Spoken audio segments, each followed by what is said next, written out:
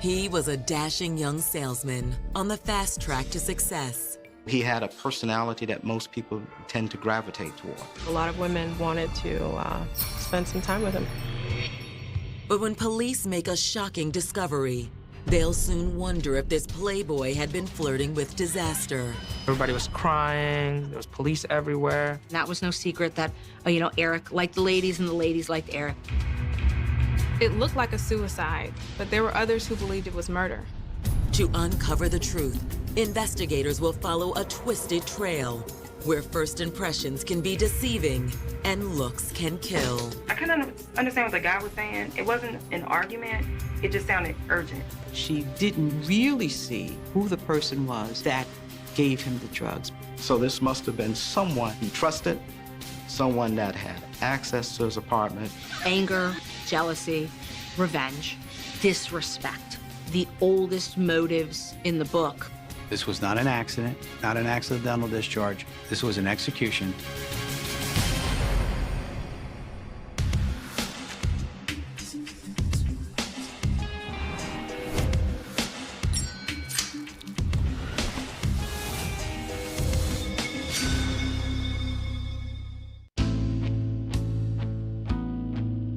June 6th, 2012. It's another pristine morning in the upscale Washington, D.C. suburb of Bethesda, Maryland. But while most of the city's residents are making their daily commute to the nation's capital, 34-year-old car salesman Eric Samoa is noticeably absent from work. Eric Samoa was a responsible person. He showed up for work every day. Eric hasn't showed up for work again? No, sir, and I can't get him to answer his phone. That's not like Eric. He's not reporting to work. By day 2, the employer has not heard from Eric and calls the family to find out if Eric is okay. Top salesman, a guy who loves his job, falls off the face of the earth. This is Eric's boss at work.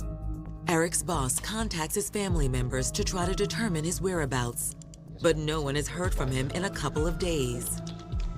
Eric is a young person, and young people live with their phones attached to them. It would not be like Eric to not respond to the calls of his family. The alarm bells start to go off that maybe something's amiss and maybe police should go to his apartment and see what's up. That afternoon, police visit Eric's luxury high-rise apartment in nearby Silver Spring, where family members are waiting nervously in the lobby. Hi, are you Eric's family? Yes. If you'll just wait down here, we'll come back down and let you know what we find, okay? When the police go to the apartment, the door had to be unlocked by management to allow the police access when he did not respond to the knock. Eric? Eric? The apartment is calm, and in the bedroom is Eric, laying in his bed, under his sheets, with a bullet in his head. The 2 officers who initially arrived to check on him thought he had committed suicide. Doesn't look like there's much blood or struggle. He may have done this himself. I was at our police headquarters. I got a call from one of our patrol supervisors, and he told me that there was a suicide at a high-rise in Silver Spring. But why would a young man who had the world at his fingertips take his own life? That's only the first of many mysteries investigators will have to unravel. This was a case that had everything. Mystery, multiple lovers, drugs, suicide, and it wasn't something that was gonna be solved quickly or without a lot of luck.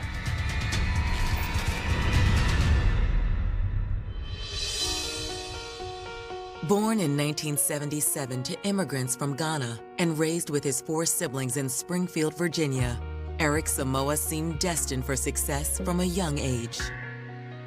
He was an athlete. He was very charismatic, very smart, and very ambitious. He pretty much started out as a entrepreneur at a young age with his own lawn mowing service. When he graduated from high school, he went right into the auto sales business. He loved cars, and he loved selling cars, and he had a knack for it. Hey, how are you? How you doing? It didn't take long for Eric to rise to the top of his field. So I see you checking out one of our finest right here. He begins to work for a car dealership in Bethesda, specializing in high-end cars, Jaguars and Range Rovers. He becomes #1 at that particular dealership. He was very articulate, very personable, and people liked him. He had the it factor. I've been doing this long enough, I can look at a person and see what's right for them. Okay. This car is perfect for you. And it wasn't just on the showroom floor where Eric's charisma paid dividends. Sounds good. I would love to take it for a test drive. Oh, yeah? Eric Samoa was a tall, handsome fella. He was obviously well-liked by the ladies in his community. Good-looking guy, pleasing on the eye, warm smile. Yeah, he's a ladies' man. Some say he took a different woman home every night. Despite his playboy reputation, Eric was a family man at heart and was always on the lookout for that one true love.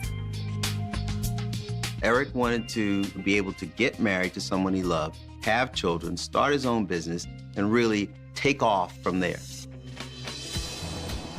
Then, one day in 2011, a beautiful businesswoman was browsing the cars at the dealership and immediately caught Eric's eye. Hey, I'm Eric. I'm Denise. Hey, Denise. Can I help you with anything? Yes, I'm definitely interested. What can you tell me about When Eric met Denise, the sparks flipped. This car would look perfect on you. You look so beautiful in this car. They met while she was buying a Jaguar at the dealership, and they started dating. So you think I would look beautiful in this car? You would look beautiful in this car. Okay, so this is you're the car. beautiful outside the car, but in the car.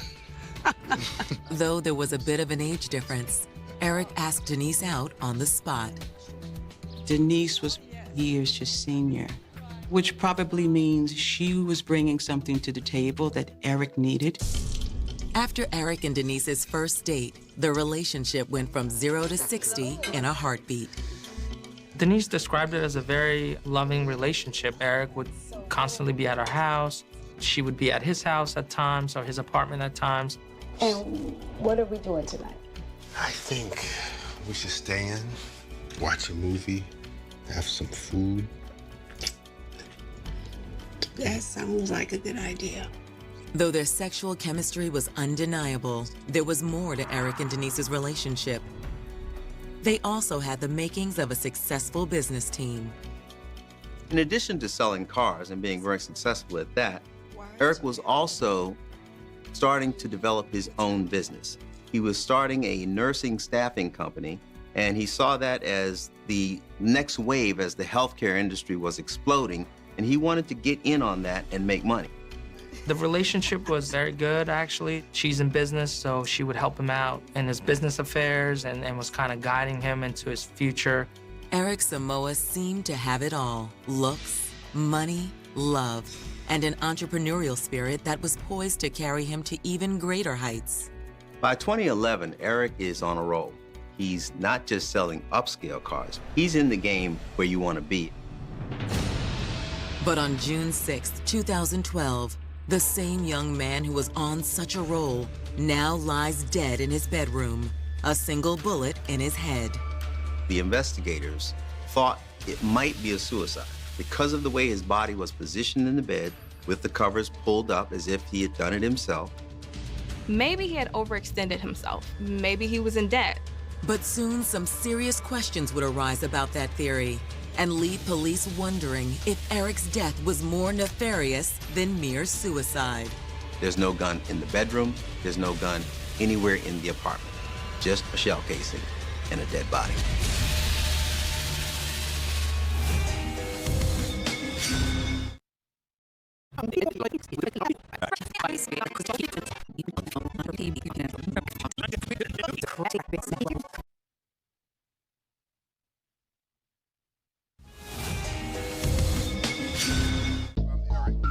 In the spring of 2012, handsome car salesman and aspiring entrepreneur Eric Samoa seemed like he was in the prime of his life.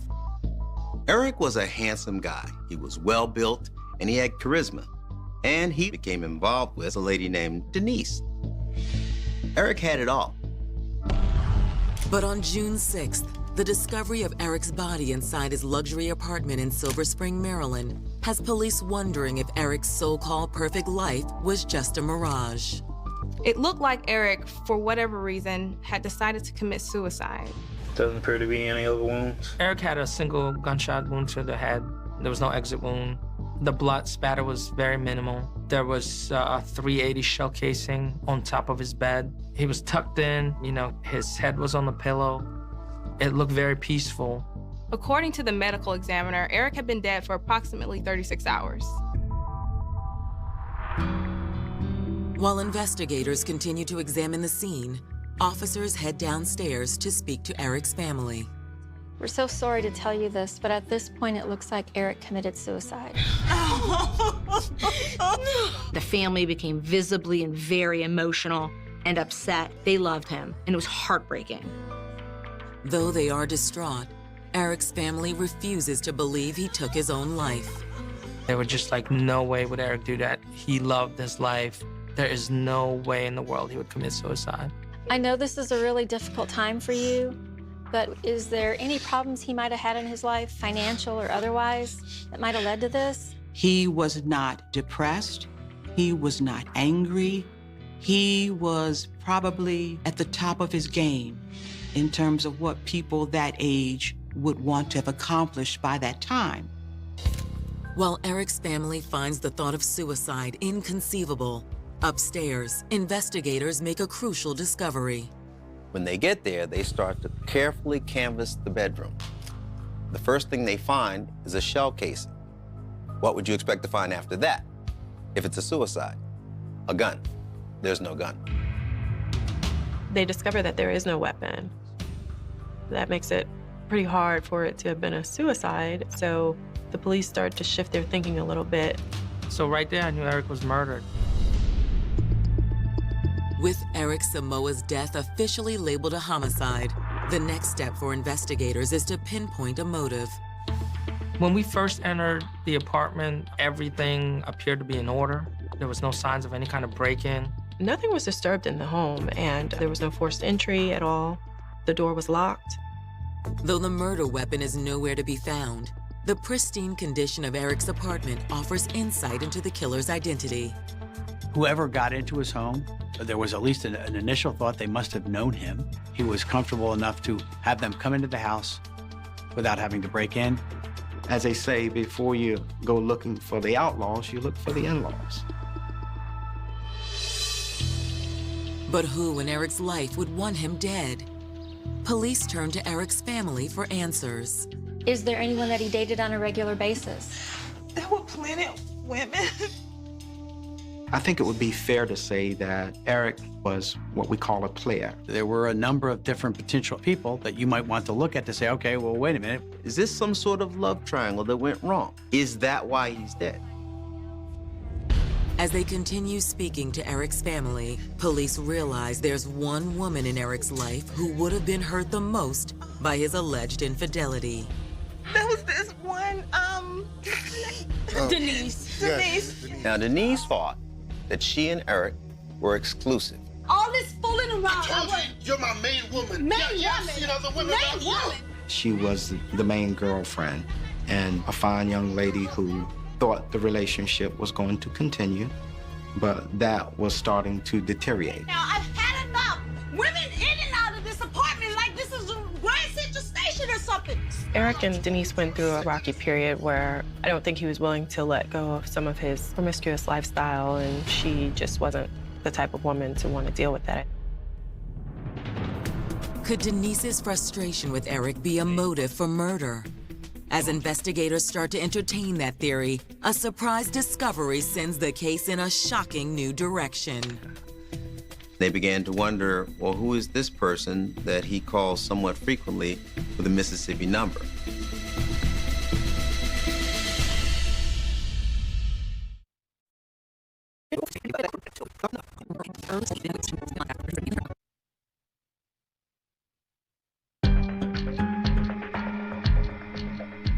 It's been 2 days since Eric Samoa was shot dead inside the bedroom of his high-rise apartment in suburban Maryland.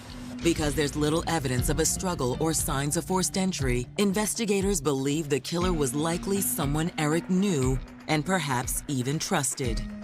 The police began to focus on who could have possibly done this to this particular young man. The first person that would come to mind would be a love interest. According to Eric's family, businesswoman Denise Jenkins was Eric's primary girlfriend, and she allegedly had access to his apartment. The police learned that the relationship is on the out. Apparently, he couldn't keep his hands off other women, and that was becoming a problem. But was Denise so angry at Eric that she would resort to murdering him? On June 8, 2012, detectives bring Denise in for questioning. I think you know why you're here right now. Yes. So were you and Eric having relationship issues? According to Denise, she called Eric on the night of June 4th, just 48 hours before his body was discovered, for what she claims was a final goodbye. We just decided to part ways. We had nothing in common the night. She said they spoke on the phone around 2 o'clock in the morning, where they said their goodbyes. They were having a conversation about going their separate ways. So it stood out to me as possibly being a motive, that maybe there was a little bit more to this conversation, and they did break up that day. And then she decided to come back to the apartment and kill him. But when detectives continue to press Denise, she doesn't wither under questioning. In fact, she asserts that her and Eric's problems weren't really rooted in infidelity.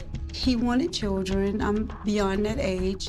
She was older than him. She didn't want to go through having children and starting a family at that point, whereas he did. So she cooperated with us fully. She let us have her phone. She seemed to be very concerned about Eric being murdered. She showed genuine feelings for Eric. Yeah, this was all over the phone. You never actually went to his apartment? No, I had no reason to. Like I said, we said our final goodbyes over the phone. You still have a key to Eric's apartment? She told me that once upon a time she had a key to Eric's apartment, although she claimed that she gave it back. Denise was very forthcoming with the police. She met with them several times to be interviewed. She was interviewed at length. Her phone couldn't put her in the area. Ultimately, she wasn't the person that was responsible for this. With Denise Jenkins stricken from the suspect list, investigators turn their attention to Eric's many other female friends. He had girls that he took out on Friday night, and Eric had girls that he took out on Saturday night. Detectives pull Eric's phone records, hoping to narrow down their suspect pool. They go through his phone records, and they see a series of phone numbers and texts that are associated with a Mississippi area code. They began to wonder, well, who is this person that he calls somewhat frequently with a Mississippi number? According to phone company records, the number is registered to a woman named Katrina Ben. A background check by police reveals that Katrina recently moved from Mississippi to the D.C. area. In fact, she lives in the same luxury apartment complex as Eric Samoa. Unsure which apartment is Katrina's, detectives decide to stake out the building's parking garage. On June 9th, we were actually looking through the garage, the apartment building, just looking at each level of the garage, and on the 7th floor of the garage, I observed a vehicle with a Mississippi plate, and it was registered to Katrina Ben. 45 minutes later, detectives see a young woman approach the vehicle. So we approached her, and I said, "Are you Miss Ben?" And she said, "Yeah." Man, we're police officers. We're here to talk to you about Eric. Eric who? Eric Samoa. And there was this long pause, and she said, "Why? What happened?" Ma'am, Eric's been murdered. What? And so I said, hey, well, we'd like to talk to you further. So they bring in for an interview. At the station, detectives learn the 34-year-old Mississippi native has been residing in the same apartment building as Eric for the past few months. Katrina Ben was from Mississippi. She was a traveling nurse. She moved every 3 months, and she lived in 20 different states in the past 5 years. Katrina Ben is a very smart woman. She graduated from Jackson State in Mississippi. She's an oncology nurse. She was brought to the Washington, D.C. area on a contract to work at the National Institutes of Health in Bethesda. While Katrina certainly has an impressive resume, investigators want to know her connection to Eric Samoa. She said her and Eric met a few weeks ago in a building. Oh, hey, excuse me, are you a nurse? I am. He came up to her because she was wearing a nursing outfit, and he began a conversation about starting a nursing business, and that's how they met. We need to hang out. Okay. I got a nice spot. Oh, I would love that. They had, in essence, what would sometimes be termed as date night, in terms of sports running on maybe Sunday night or Monday night. They were both basketball fans, and at some point they started hanging out in each other's apartments, and their relationship became intimate. If that makes sense. Katrina's connection to Eric certainly makes her a person of interest, but detectives aren't sure she fits the profile of a killer. She's a professional woman. She's bright, she's educated, she carries herself in almost a very formal, very serious way. Katrina's very composed when she talks to the detectives, and she's a professional lady. She doesn't seem to be suspicious per se. While Katrina's demeanor seems convincing, police don't stop there. Do you own a gun? No. Have you ever fired a gun? No. They start asking her questions about whether or not she owned a gun. I've asked her at that point whether she's ever owned any guns or ever fired a gun, and the answer to both questions was no. And her tone was as if she was almost offended by that question. Still, the most important question is the one detectives ask Katrina next. They want to know when Katrina last saw Eric. What Katrina says will have police pondering a new, far more menacing motive behind Eric Samoa's death. He was involved with some dark characters, people who operated in the illegal drug trade in and around Silver Spring. I kind of understand what the guy was saying. It wasn't an argument. It just sounded urgent.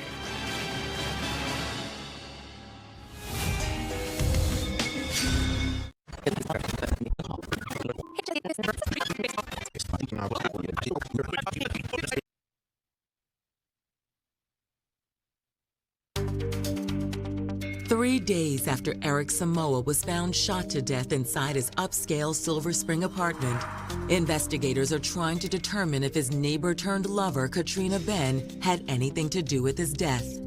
Katrina was the girl Eric would call every now and then, 10 o'clock, 11 o'clock at night. Sometimes she'd stay over. But after speaking with Katrina, investigators have a hard time believing she committed any crime. What they want to know now is if she has any insight into who might want Eric dead. She starts to give this incredible story of how the night that he was killed, that she actually spent some time with him. Katrina said a little after 9 o'clock on Monday, June 4th, she went down to Eric's apartment to watch an NBA game. They were watching a basketball game, and at some point, Eric said, I want to get some weed. So, a few minutes passed by, and he calls somebody else. This person is either Will or Whip. I don't know. It sounded like he was saying Will at first. Katrina said that she doesn't smoke weed, she's a nurse, but he said, it's just down the street. Why don't we go? It's not a big deal. According to Katrina, she went with him as they drove to a neighborhood to purchase weed from a man that she said she didn't know. Katrina says that Eric finalized the deal on his cell phone while slowly pulling his car over on a dimly lit side street. I'm looking at him, we're talking about something. Before I can even turn and see who's getting in the car, the back door opened. What's up, man? What's up, man? Got it? Mm-hmm. So the guy gets in the car, and it was real quick. The whole deal, whatever they did. Eric had money, he gave him the money. Woo! Hindu Kush, baby. Really? Can we just go? Katrina says the drug purchase went off without a hitch. However, her and Eric's night didn't end there.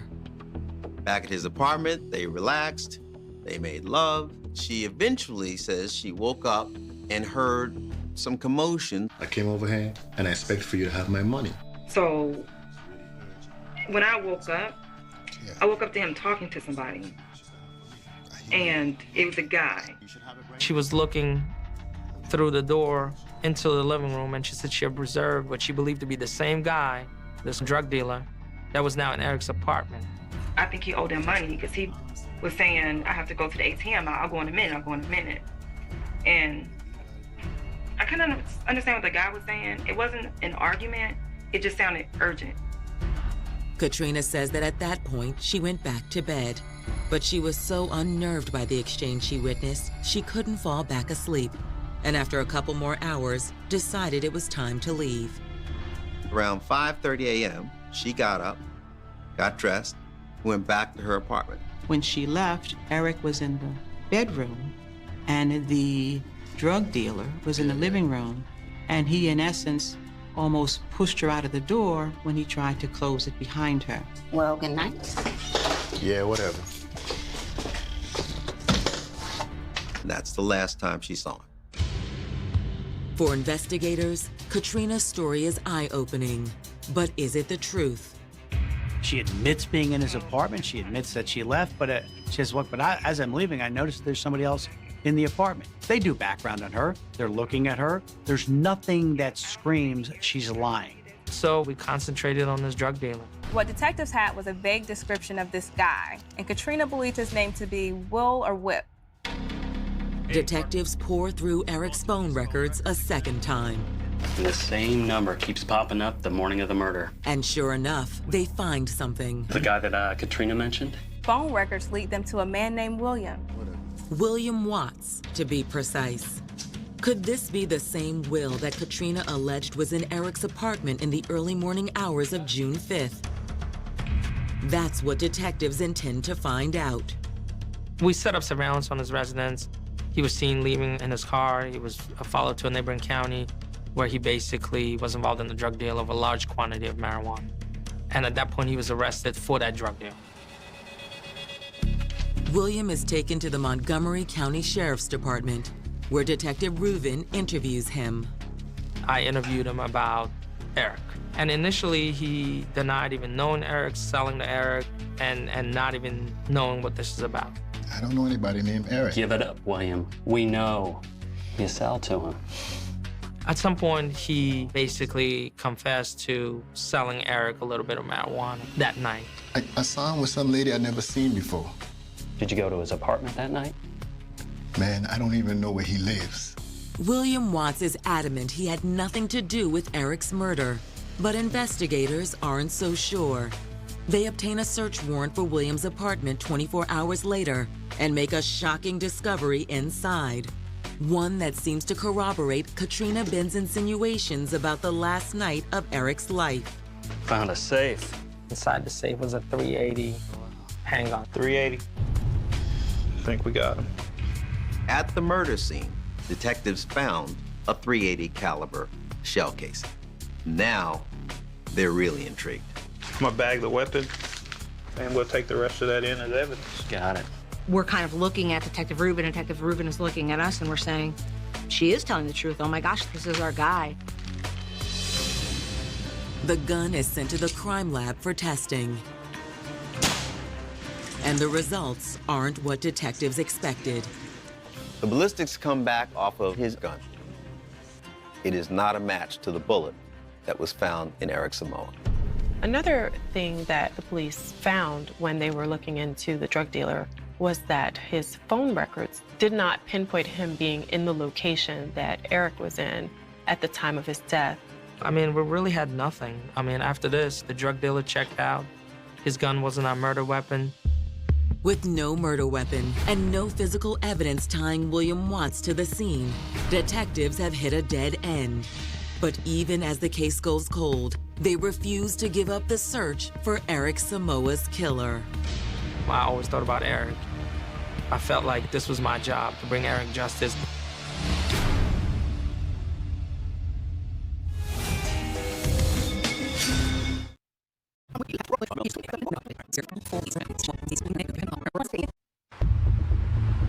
May 2013. It's now been 11 months, and detectives in Montgomery County, Maryland have yet to make an arrest in the shooting death of suave car salesman and notorious ladies' man, Eric Samoa.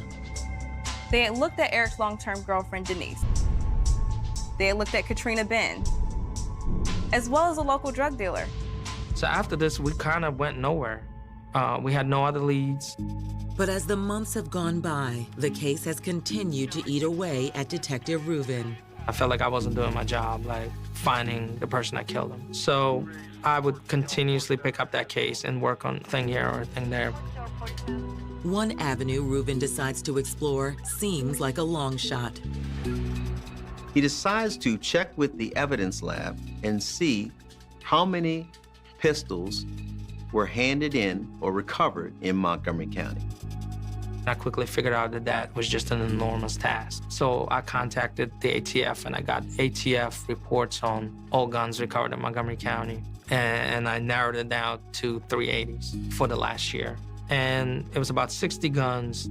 He went through report after report after report. The first 58 reports were dead ends. But on the second to last report, Detective Rubin strikes gold. It was a handgun that was recovered on the side of 495, which is the Washington Beltway. It was within 1.5 miles of Eric's residence. It was recovered the day after we recovered Eric's body. The gun was evidently turned in by a tourist traveling on 495. And they're in rush hour traffic, it's bumper to bumper, and he's driving along left side of the roadway, and he sees the remnants of a gun. Now, the handgun, this 380, is partially disassembled, but the serial numbers are there. When Detective Rubin runs the serial number, he's stunned. The original purchaser of that gun was from Mississippi. So that all kinds of alarm bells went in my head. I knew Katrina was from Mississippi. Though the gun wasn't able to be linked to Eric Samoa's sometimes girlfriend, Katrina Ben, Detective Rubin and his team believe it's more than just a coincidence. It had initially been purchased within 10 miles of Miss Ben's hometown in Mississippi. Detective Rubin flies out to Mississippi, and he goes to the initial purchaser of the gun. And that person said, well, yeah, I purchased the gun, but then I sold it to this pawn shop. Even though I'm a police officer, I still had misconceptions on how easy or hard it is to track guns, but it wasn't easy at all.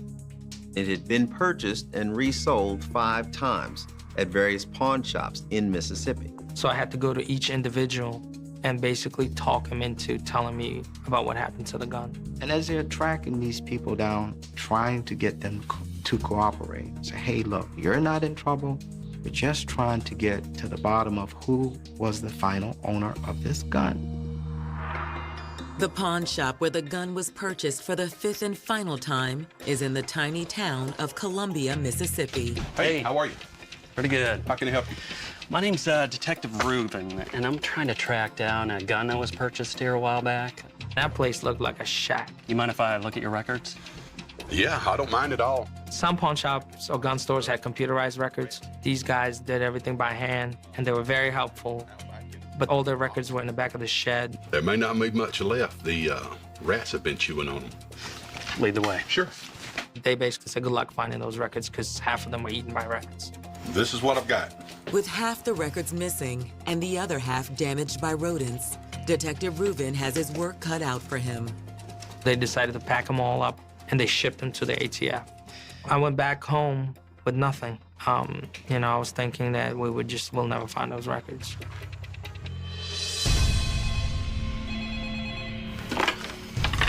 Hello, this is Detective Rubin. A week passes. Finally, on June 12, 2013, Detective Rubin gets a call from agents with the ATF. The ATF called me and they were like, we found a receipt from this pawn shop and we're faxing you something right now. You're kidding. All right, thanks a lot. Thanks. He was on pins and needles. You know, he's excited now. He's had a cold case for months. Will this fax be the break Detective Rubin has been looking for? Or will it simply be another dead end? I stood in front of the fax machine. I was just waiting and waiting and waiting, and the fax finally came through.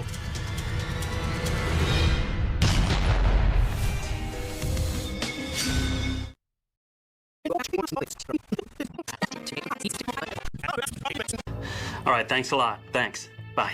After 12 painstaking months, Detective Dimitri Rubin of the Montgomery County Sheriff's Department is about to discover if his search for the owner of the gun used to murder Eric Samoa has paid off. He had traced a handgun found near Eric's home to a pawn shop in Mississippi, and the ATF was faxing him a receipt about that gun purchase. And as the fax was coming up, I saw Katrina Benn's name on the paperwork, and it was just like, finally, we got her. Detective Rubin called me and said, Jessica, we got the gun. Guess who it belongs to? And I said, Dimitri, just tell me. Like, I can't take it anymore. It's hers. Now, police have to find Katrina Benn. We learned that Katrina Benn returned back to Mississippi, so we flew to Mississippi once again to arrest her. The local department arrested her, and she came in cool as a cucumber like she always was. The news that Katrina Benn had been arrested for Eric's murder was a relief to his family, but it was also shocking because they had never met this woman in their life. It was just a mystery why someone Eric had been dating for just 2 weeks would murder him. It's a question prosecutors know they'll have to answer if they hope to convict Katrina on first-degree murder charges. On October 15th, 2014, over 2 years after Eric Samoa's death, the case finally gets underway. Motive was one of the hardest pieces for us. How are you going to convince a jury that a woman who has Katrina Benn's background, absence of criminal history, professional, attractive young woman, why in the world would she be driven and be willing to do this? In their opening arguments, prosecutors offer up their version of how the murder came to pass. She was the kind of girl that had her uses, and it wasn't the girl you took out.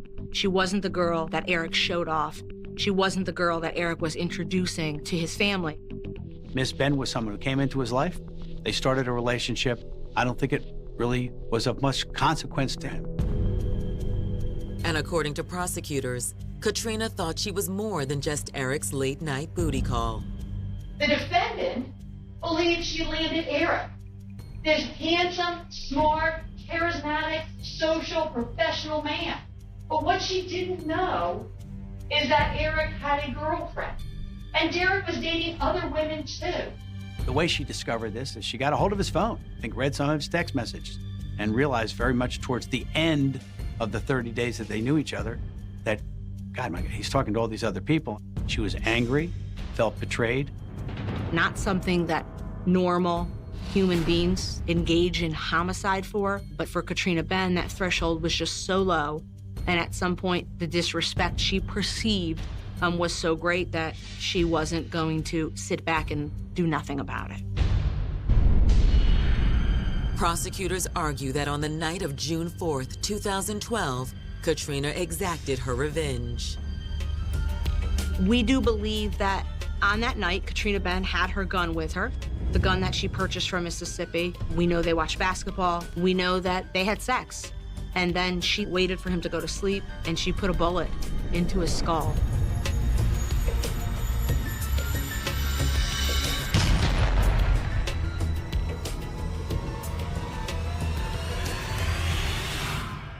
One shot, point blank range into Eric's head. This was an execution. After laying out their theory of what happened, prosecutors introduce a mountain of physical and circumstantial evidence to support it.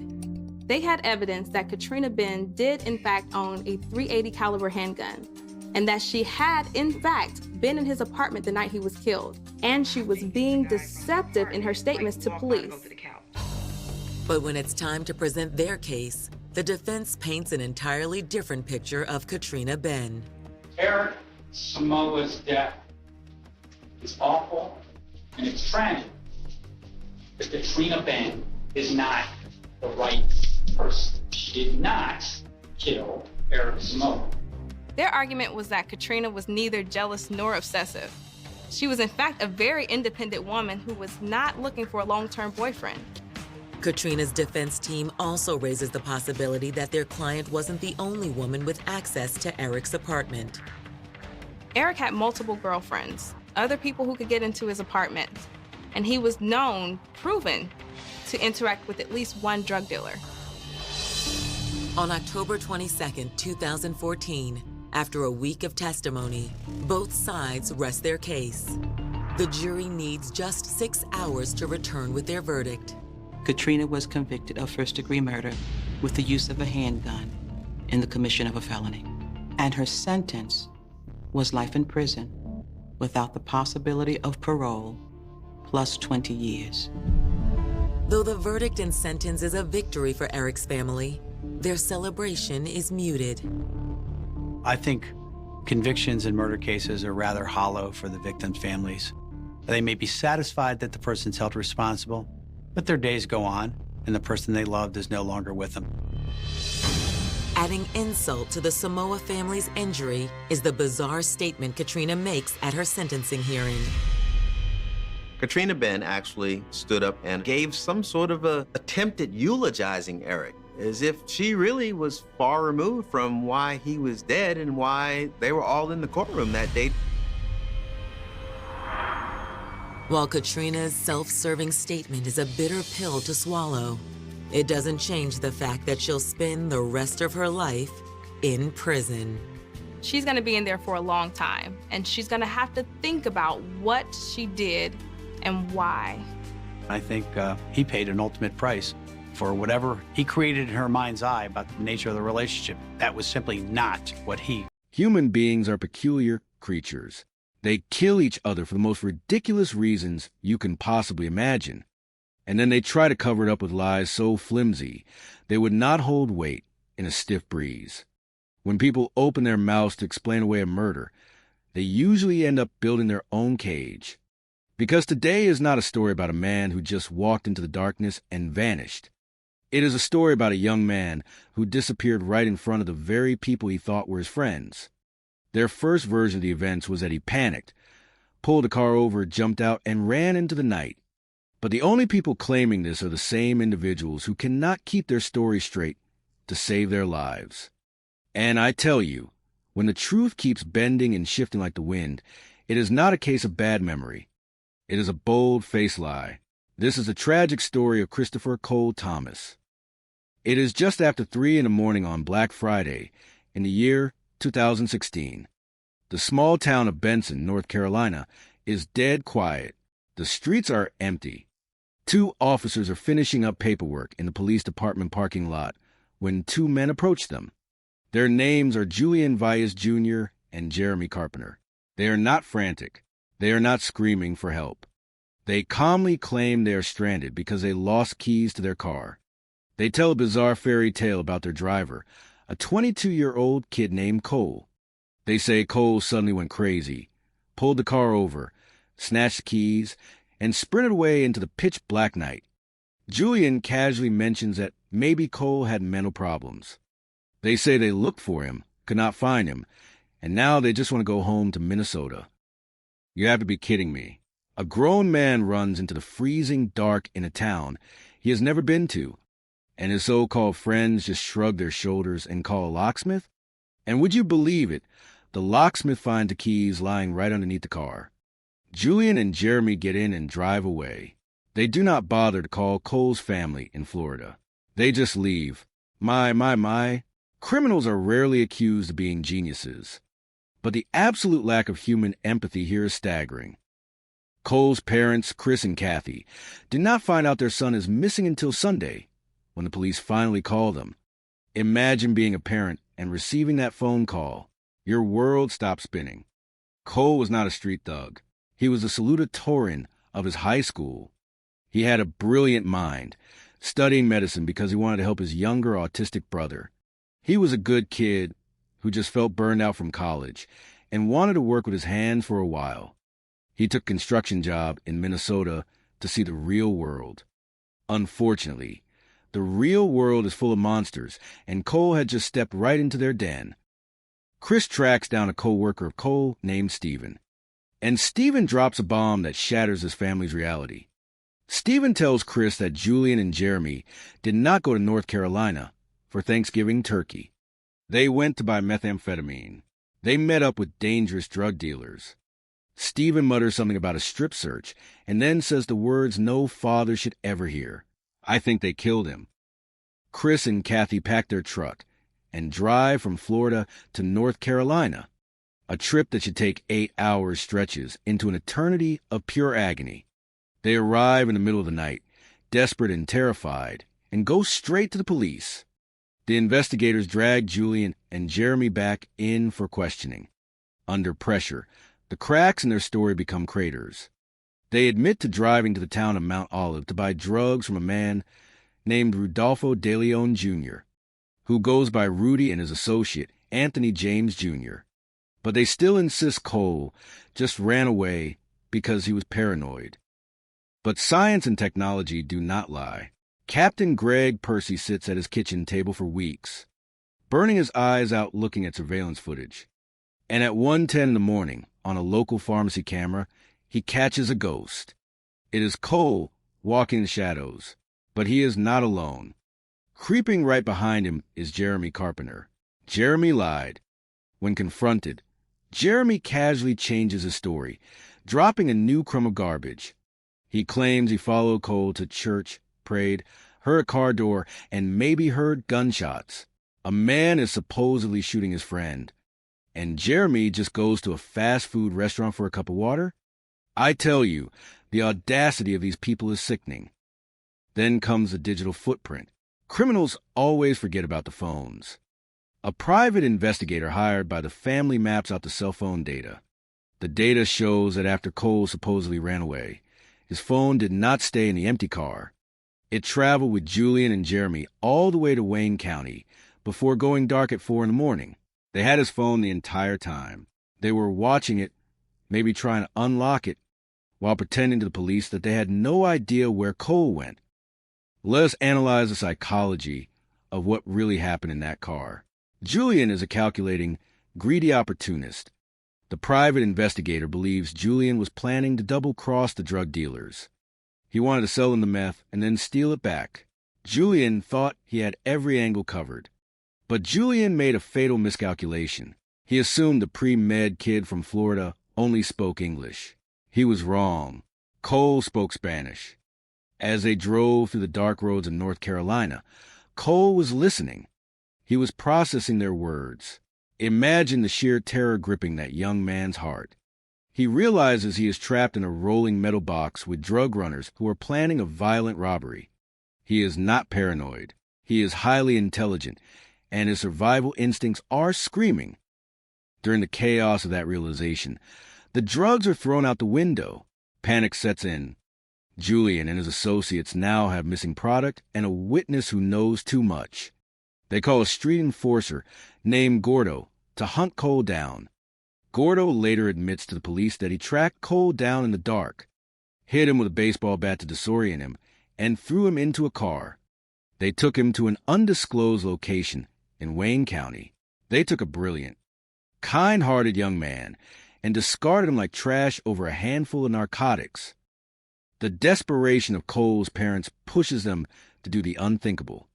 Chris takes his own money and bails one of the suspects, Anthony James Jr., out of jail. He wants to separate the weakest link from the pack. Kathy sits across from the man who likely helped bury her son. She does not scream. She speaks to him with a mother's breaking heart. Anthony begins to crack. He hints at the horrific truth, confirming the drugs went missing and Cole paid the price. But he stops just short of full confession. Self-preservation overrides his conscience. In the end, all 4 men are arrested, but the charges are eventually dropped to protect a future homicide case. Jeremy Carpenter dies in the year 2024, taking his secrets to the grave. Julian sits in a prison cell on unrelated charges, silent and cold. But the truth is a heavy burden, and someone out there is carrying it. Criminals cannot keep their mouths shut forever. They always talk. It is only a matter of time before the pressure breaks them. Until then, a mother and a father wait in the agonizing silence, hoping that one day they can finally bring their boy home. Humans are a peculiar species. I tell you, they will run to the ends of the earth looking for a fresh start. My, this case is a twisted web of paranoia, greed, and a staggering amount of human folly. October 17th, 2009, Latimer County, Oklahoma, where the rugged terrain of Panola Mountain hides a multitude of sins. Deputies find an abandoned pickup truck with a starved dog locked inside, which is cruel enough. But under the seat, they find $32,000 in cash, winter coats. a global positioning system device, identification documents, and a venomous 7-page letter from Sherilyn Jameson to her husband Bobby, calling him a toxic monster and accusing him of attempted murder. You have to be kidding me. Who walks away from $32,000 and their own trap dog? Dead people, that is who. We are looking at a family of 3, Bobby, Sherilyn, and little 6-year-old Madison, vanish into thin air when you peel back the curtain on the Jamisons. You do not find a happy family looking for a nature retreat. You find a household drowning in chronic pain, heavy prescription pills, and untreated mental illness. Sherilyn was completely off her bipolar medication, having psychotic breaks, leaving suicide notes, and painting bizarre warnings about witches on a shipping container in her driveway.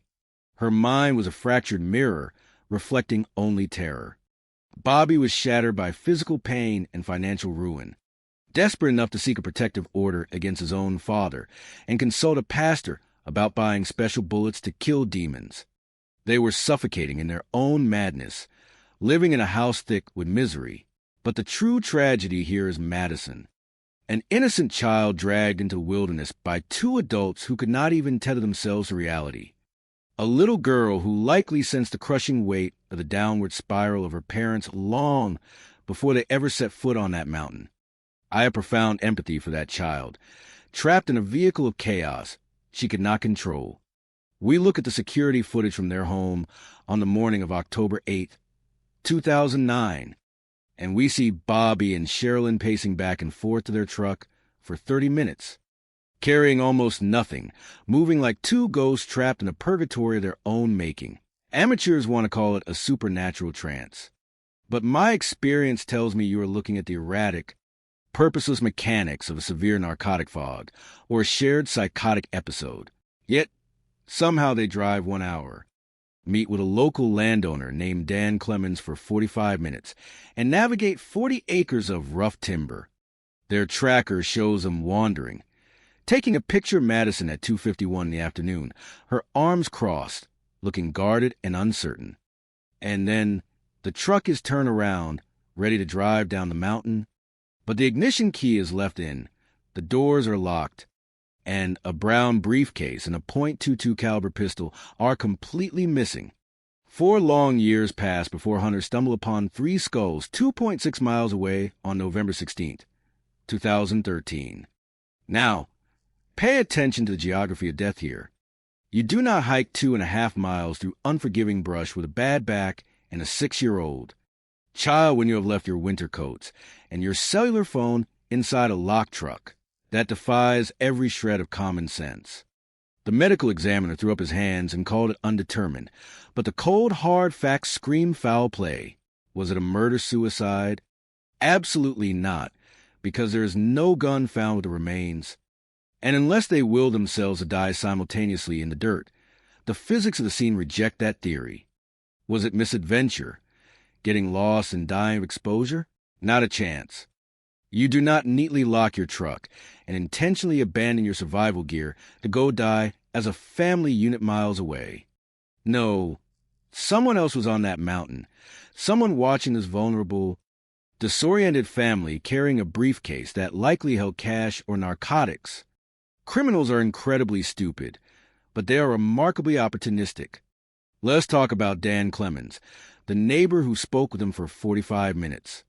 The man who suddenly recognized their truck description on the 17th, but waited for a buddy to go look at it rather than calling the police himself, effectively creating distance between himself and the crime scene. A man who, as it turns out, had a manslaughter conviction from 1997. The killer did not care about the demons haunting the mind of Sherilyn or the agony breaking the spine of Bobby. They only cared about what they could steal. This predator forced them out of that truck, marched them deep into the woods, executed them in cold blood, and left an innocent child to perish alongside the parents who could not protect her. The sheer arrogance of the perpetrator to think they can wash the blood from their hands just because the woods kept their secret is nauseating. The Jameson family went looking for a new life, but they were hunted down by human greed. And as long as it sits in a dusty box labeled as undetermined, A cold-blooded killer is breathing free air.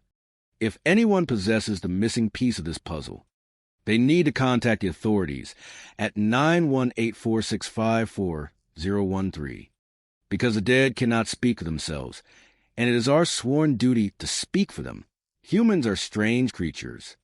They kill for the most ridiculous reasons you can imagine, and sometimes for no reason at all.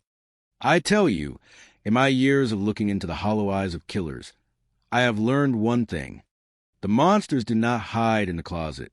They walk down the street in broad daylight, smiling at you. It was the summer of 1973.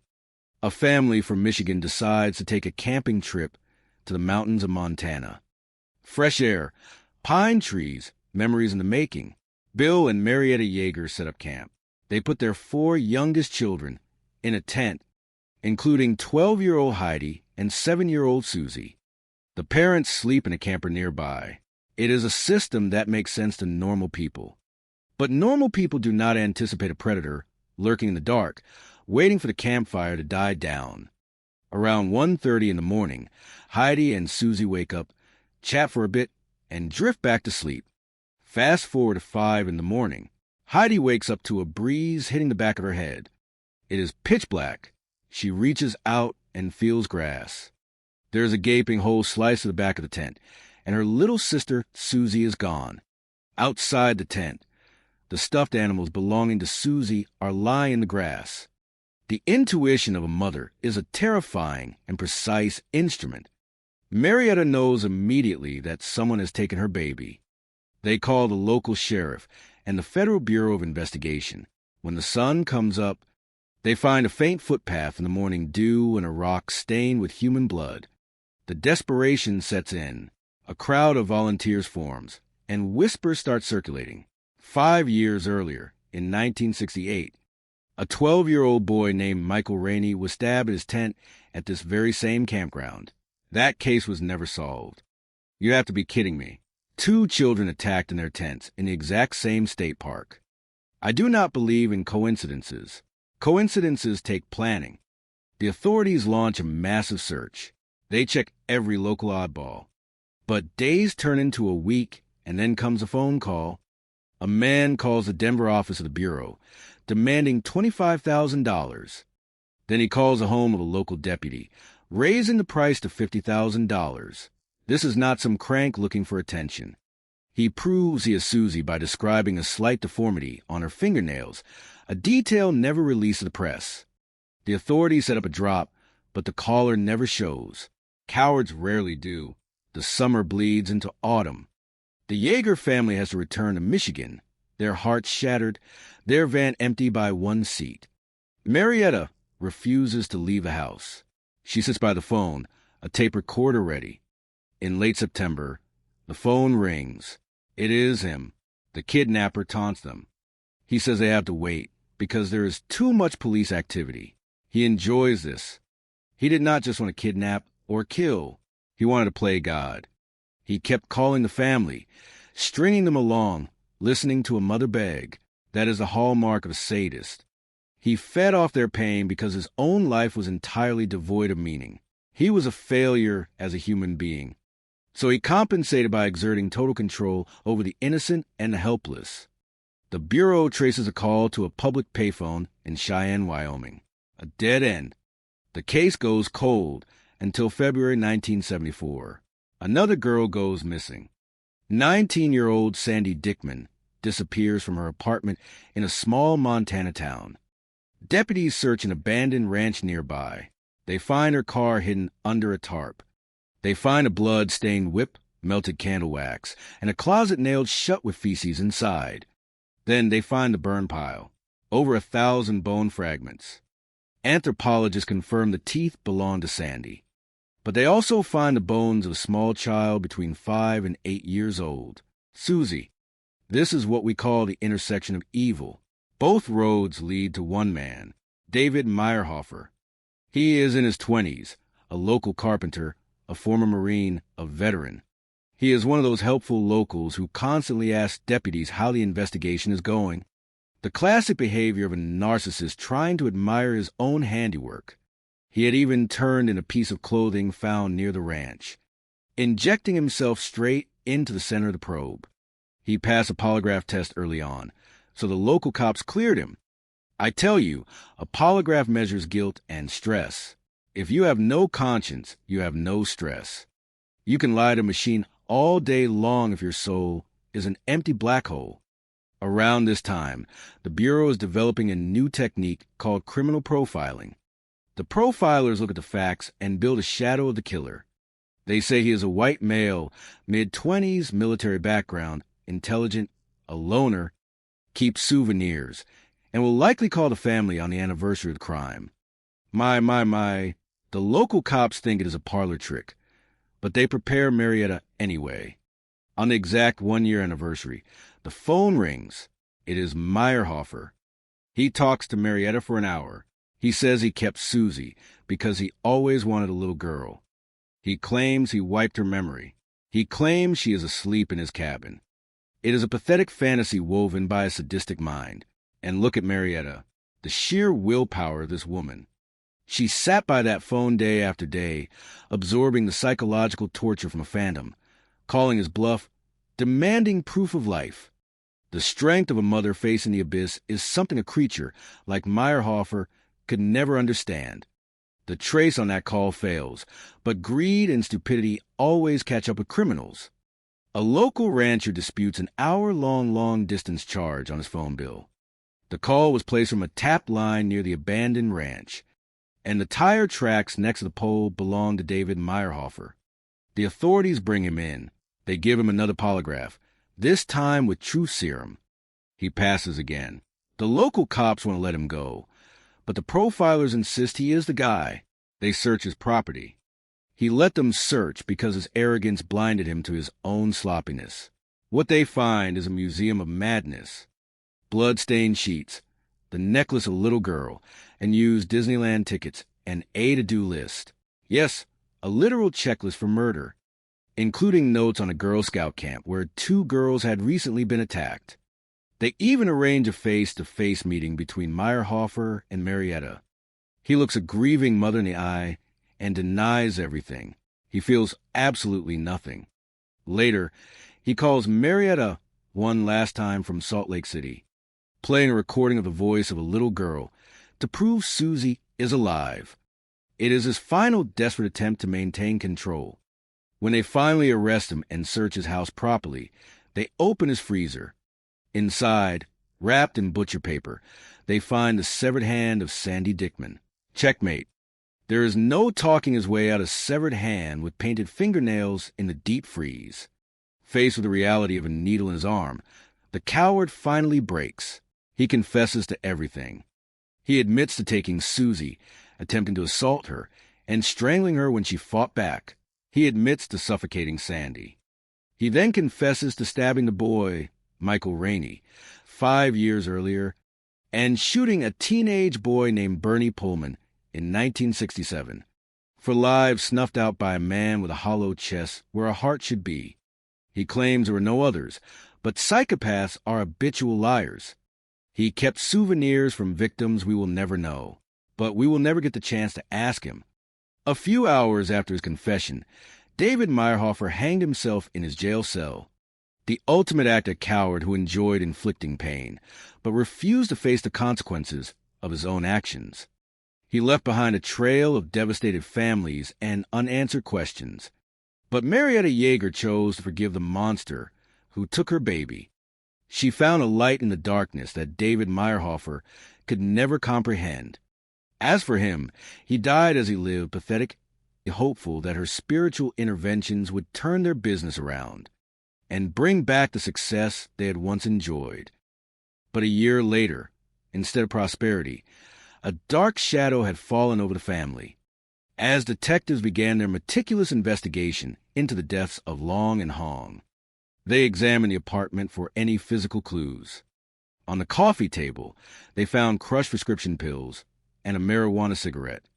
More notably, they discovered a beer bottle wrapped in a light blue bandana. To the detectives, the blue bandana initially looked like a deliberate calling card left by one of the active local youth gangs known to operate in the area. These groups were sometimes known to extort local businesses. However, the seasoned homicide investigators remained skeptical. Most local gang activities did not involve this level of extreme, targeted violence against elderly citizens. The scene almost felt too perfect, as if someone had deliberately staged it to direct suspicion away from the true perpetrators and toward local street gangs. The detectives gathered forensic evidence with great care. They collected hair fibers, DNA swabs from the blood patterns, and fingerprinted the duct tape. They also sent the marijuana cigarette to the forensic laboratory to extract any potential DNA. Profiles.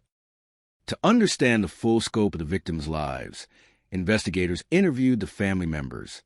Chow Tran, acting as the primary spokesperson, explained that on the night before the discovery, the entire family had been celebrating his father-in-law's birthday at a lively party. According to Chow, the elderly couple had a wonderful time, staying until 10 o'clock and 30 minutes in the evening before receiving a ride home from another relative. That was the last time they were seen alive. When asked about financial matters, Chow mentioned that the family's sewing business had been struggling significantly, though they did not keep large amounts of cash at the home. He painted a picture of a sweet, generous couple who had spent their final years trying to keep their family business afloat. An autopsy conducted on June 11, 2012, revealed a tragic truth. While the victims had suffered blunt force trauma to their heads from an unknown object, the actual cause of death was suffocation due to extensive layers of duct tape wrapped tightly around their faces. This revelation reinforced the detectives' belief that the primary intent of the perpetrators was to ensure the victims did not survive, suggesting a highly targeted and deliberate plan rather than a simple robbery gone wrong. As the investigation continued, detectives received a routine but significant notification from a life insurance company. It revealed that there was a substantial life insurance policy on the couple, totaling at least $1 million, and one of the primary beneficiaries was Chow Tran himself. On June 13, 2012, detectives met with Chow at the Arlington Police Station to discuss the business operations and the insurance policy. Chow explained that because the commercial sewing business was registered in his in-laws' names, the insurance policies were put in place to ensure the family could continue running the business and support the grandchildren if any tragedy were to occur. When questioned about his whereabouts on the night of the incident, Chow and the other family members provided consistent alibis, explaining that they had remained at the birthday gathering and played cards until late into the night. The police collected DNA samples and fingerprints from Chow and other close relatives to compare against the evidence collected from the crime scene. While the laboratory successfully developed a clear DNA profile from saliva on the recovered marijuana cigarette, the profile did not match any of the family members. Furthermore, when run through the national DNA database known as CODIS, there were no matching profiles found. This development was a significant setback for the investigation. It suggested that the person who left the DNA might not have had a previous felony conviction, or perhaps they were a minor whose genetic profile had not yet been entered into the system. For more than 2 years, despite interviewing over 50 people and checking every available lead, the case grew quiet, remaining unresolved but never forgotten by the dedicated detectives. The breakthrough came unexpectedly in the year 2015. A young man named Willie Guillory was arrested in Houston for a felony offense involving the theft of a horse.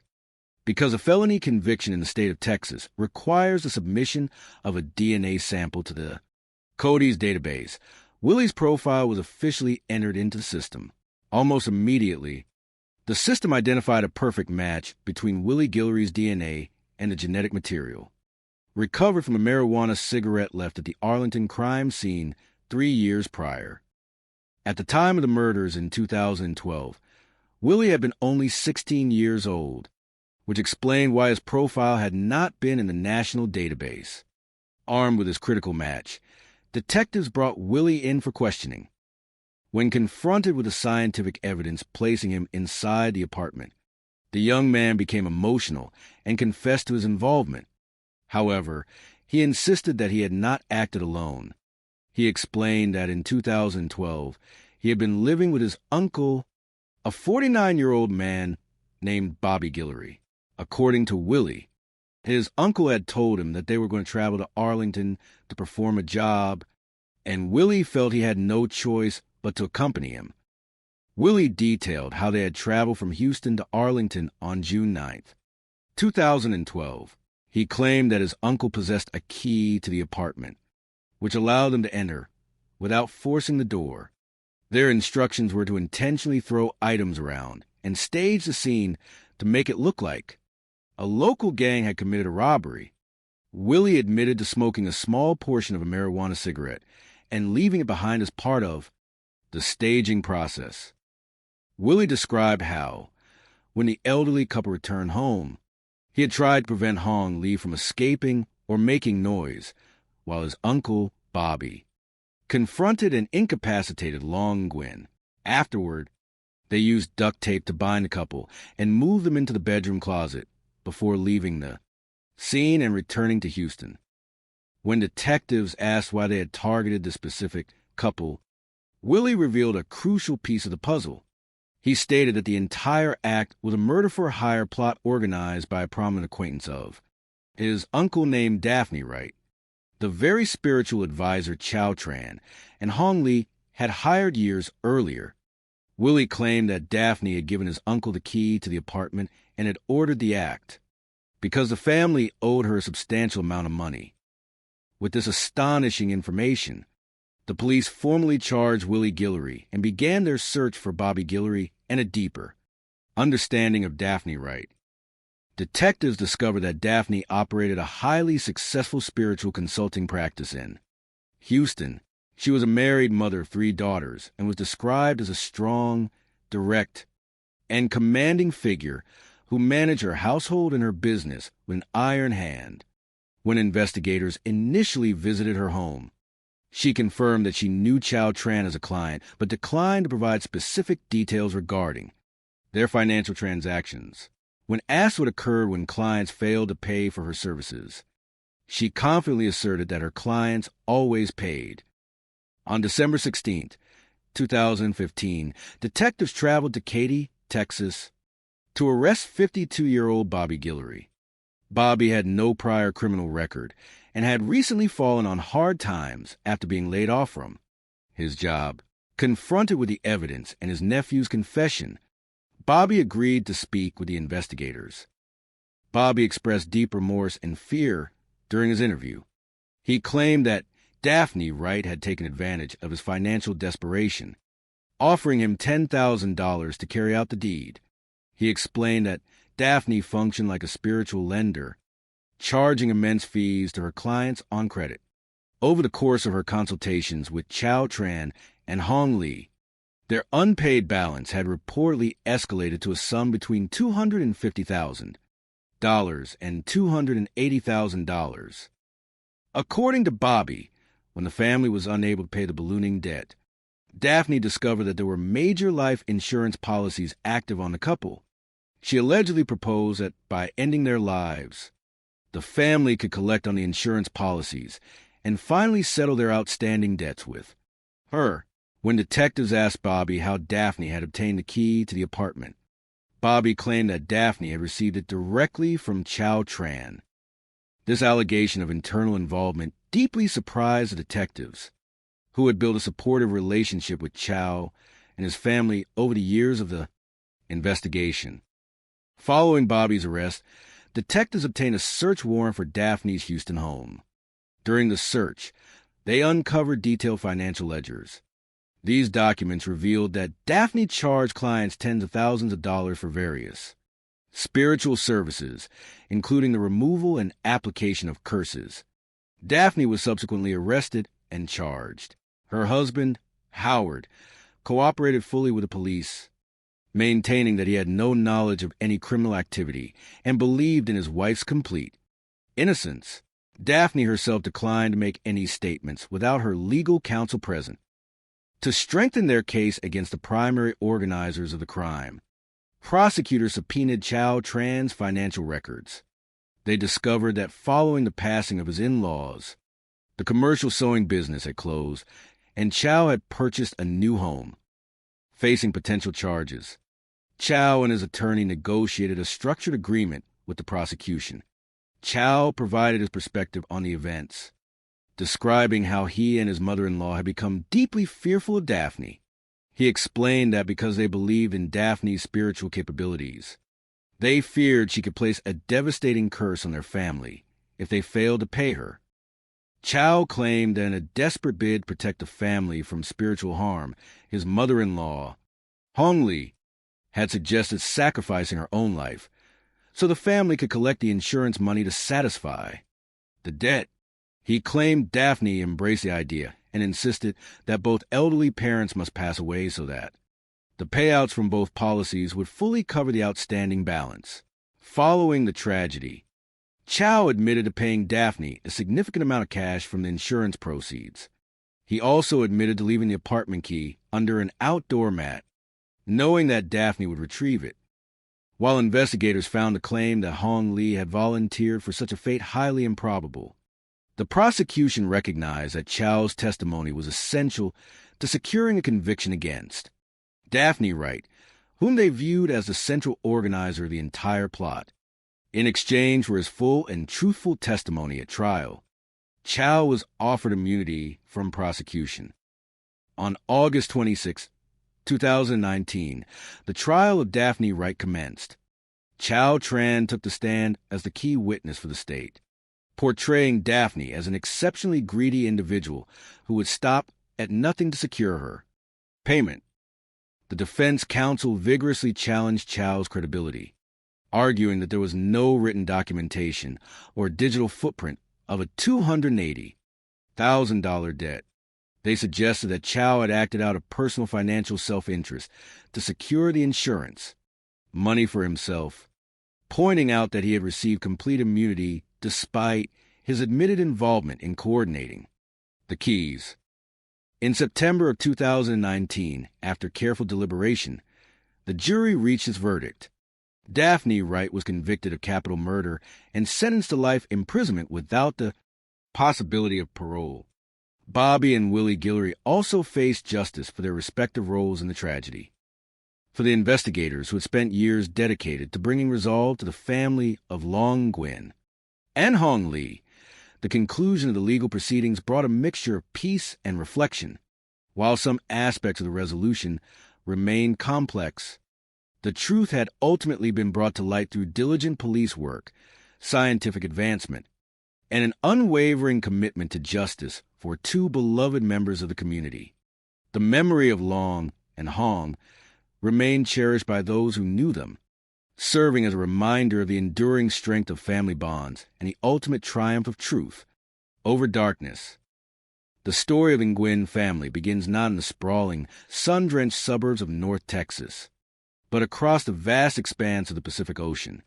In the year 2000, Long Nguyen and his beloved wife, Hong Lu, made the monumental decision to leave their familiar life in Vietnam. They were not merely moving to a new country. They were carrying with them a treasure trove of time-honored traditions, an unwavering work ethic, and a deep, abiding love for their 3 children and grandchildren. For many decades, the city of Arlington, Texas, had been a beacon of hope for Vietnamese immigrants, settling into the heart of Tarrant County. Over the years, they established a vibrant, closely knit community. They built businesses, temples, churches, and neighborhoods where the sweet aroma of traditional spices mingled seamlessly with the warm breeze of the Lone Star State. Long and Hong chose the city carefully, studying its geography and recognizing it as a fertile ground where their children could receive a grand education and their grandchildren could grow up with endless opportunities. To establish their footing in this new land, Long and Hong founded a commercial sewing business. It was a true family endeavor, while the elderly couple managed the intricate craftsmanship of the garments. They relied heavily on their 38-year-old son-in-law, Chow Tran. Chow spoke fluent English, possessing a charismatic charm that made him the perfect public face for the business. He negotiated with major contractors, managed client relationships, and handled the daily operations of their workshop. For nearly a decade, their hard work bore abundant fruit. The family secured prestigious contracts with commercial giants, including the world-renowned Disney Corporation. Their spacious workshop hummed with the steady, comforting rhythm of sewing machines, a symphony of progress that symbolized their realization of the American dream.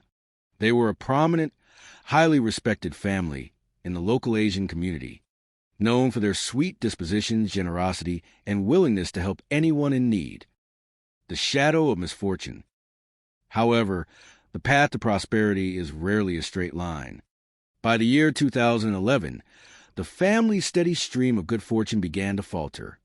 A shifting global economy and intense competition led to the loss of their lucrative contract with Disney. The once bustling sewing workshop grew quiet, and the financial pressure began to weigh heavily on the household. In traditional Vietnamese culture, when a family encounters a sudden barrage of obstacles, it is not uncommon to seek spiritual guidance. For thousands of years, people have believed in the protective power of ancestral blessings and spiritual alignment. When faced with the threat of bankruptcy or emotional distress, many families turn to a spiritual advisor to perform traditional rituals designed to ward off negativity and restore balance. Hoping to find a solution, Chow Tran and his mother-in-law, Hong Lu, began searching through the local Vietnamese newspapers. Within the classified sections, they discovered an advertisement for a spiritual advisor named Daphne Wright, who operated out of Houston, located approximately 250 miles away. The advertisement promised that she possessed a unique ability to lift heavy curses, bestow good fortune, and protect businesses from financial ruin. Encouraged by Hong, Chow made contact with Daphne and arranged a formal consultation at her residence in Houston. The family was filled with a sense of hope. They believed that with the right spiritual guidance, they could revitalize their sewing business and protect their family legacy. Daphne agreed to perform a series of elaborate rituals, promising that prosperity would soon return to their doorstep. An unexpected discovery. A year passed, but the financial recovery they had prayed for remained elusive. Instead of a returned prosperity, a quiet tension settled over the family. On the 10th of June, 2012, at exactly 7:29 in the morning, the peace of a quiet Arlington neighborhood was broken when emergency dispatchers received an urgent call from Chow Tran. He requested a welfare check on his elderly in-laws, explaining that his family had gathered outside their apartment and felt a deep, instinctual worry that something was wrong. Officer Weller, a dedicated officer with 14 years of experience on the force, was the first to arrive at the apartment complex. At first glance, the scene did not resemble a typical welfare check. The entire extended family was standing outside the residence in the early morning air, looking visibly shaken and too terrified to step inside. They pointed out that a window to the apartment was slightly open, which was highly unusual for the elderly couple.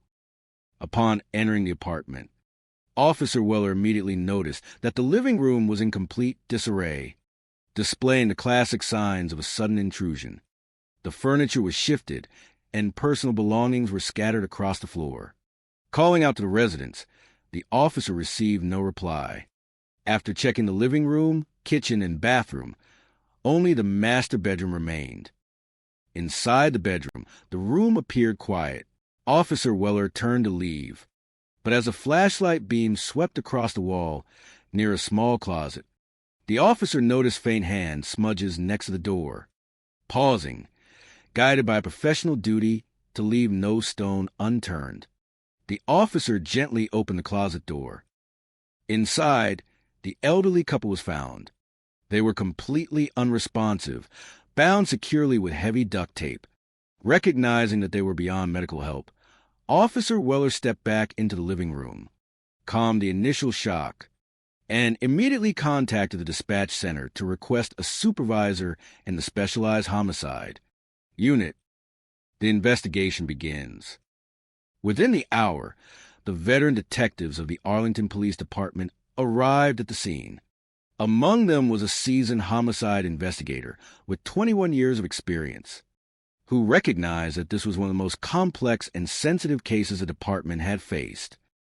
At first, the physical evidence suggested a robbery that had escalated into violence.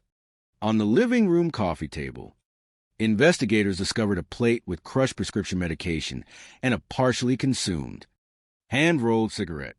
More intriguingly, a light blue bandana was found wrapped around a glass bottle.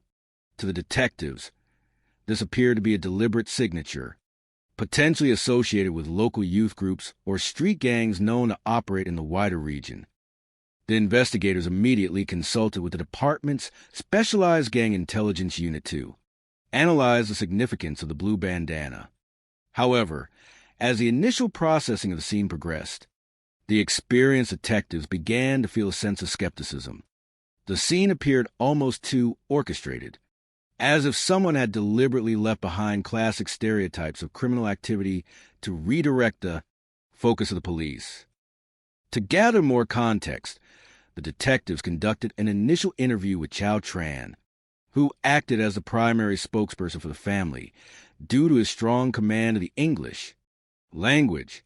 Chow explained that the entire family had spent the previous evening celebrating his father-in-law's birthday. The elderly couple had enjoyed a wonderful evening, staying at the family gathering until approximately 10:30 in the evening, when another relative drove them safely back to their apartment. When asked about potential valuables in the home, Chow mentioned that while some members of the older generation preferred to keep their savings close at hand rather than utilizing modern banking institutions, the sewing business had been struggling significantly, and there was very little money kept in the residence. He emphasized that Long and Hong were incredibly sweet, gentle, and hard-working individuals who had no known enemies in the community. Technical analysis and a sudden turn. On the 11th of June, 2012, the medical examiner conducted a thorough examination to determine the precise cause of the couple's passing. The findings revealed that the primary cause of death was oxygen deprivation resulting from the extensive layers of duct tape applied to their faces. The sheer intent required to perform such an act convinced investigators that this was not a simple burglary gone wrong. It was a targeted, deeply personal offense. While detectives continued to explore the gang theory, they received an unexpected telephone call from a national life insurance provider. The representative informed Detective Stewart that the deceased couple carried a highly substantial life insurance policy valued at approximately $1 million. When a detective inquired about the named beneficiaries of this policy, the company confirmed that Chow Tran was designated to receive a major portion of the funds. On the 13th of June, 2012, detectives invited Chow back to the police station to discuss the business operations and the existence of the insurance policies. Chow was highly cooperative, explaining that because the commercial sewing business was registered under his in-laws' names, the insurance policies were established to ensure the family could continue operating the business and support the grandchildren if either elder were to pass away. He provided a detailed timeline of his whereabouts on the night of the incident, which was fully supported by the rest of the family members who had been playing cards together until late into the night. The police department collected genetic profiles and fingerprint samples from Chow and all family members, comparing them directly to the evidence recovered from the apartment, including the hand-rolled cigarette found on the coffee table. When the laboratory results returned, the genetic material did not match Chow, any family member, or any existing profile within the National Combined Deoxyribonucleic Acid Index System. For 2 long years, the investigation continued with dedication, but without a matching genetic profile in the national database, the leads began to dry up. The case grew quiet, but the detectives refused to let the memory of the sweet elderly couple fade away. The breakthrough in 2015. The turning point in the case arrived unexpectedly in the autumn of 2015.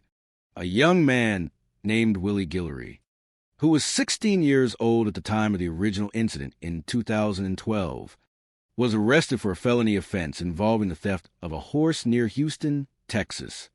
Because he had transitioned into adulthood and was convicted of a felony, his genetic profile was officially entered into the national database for the first time. Within weeks, the system generated an automatic alert.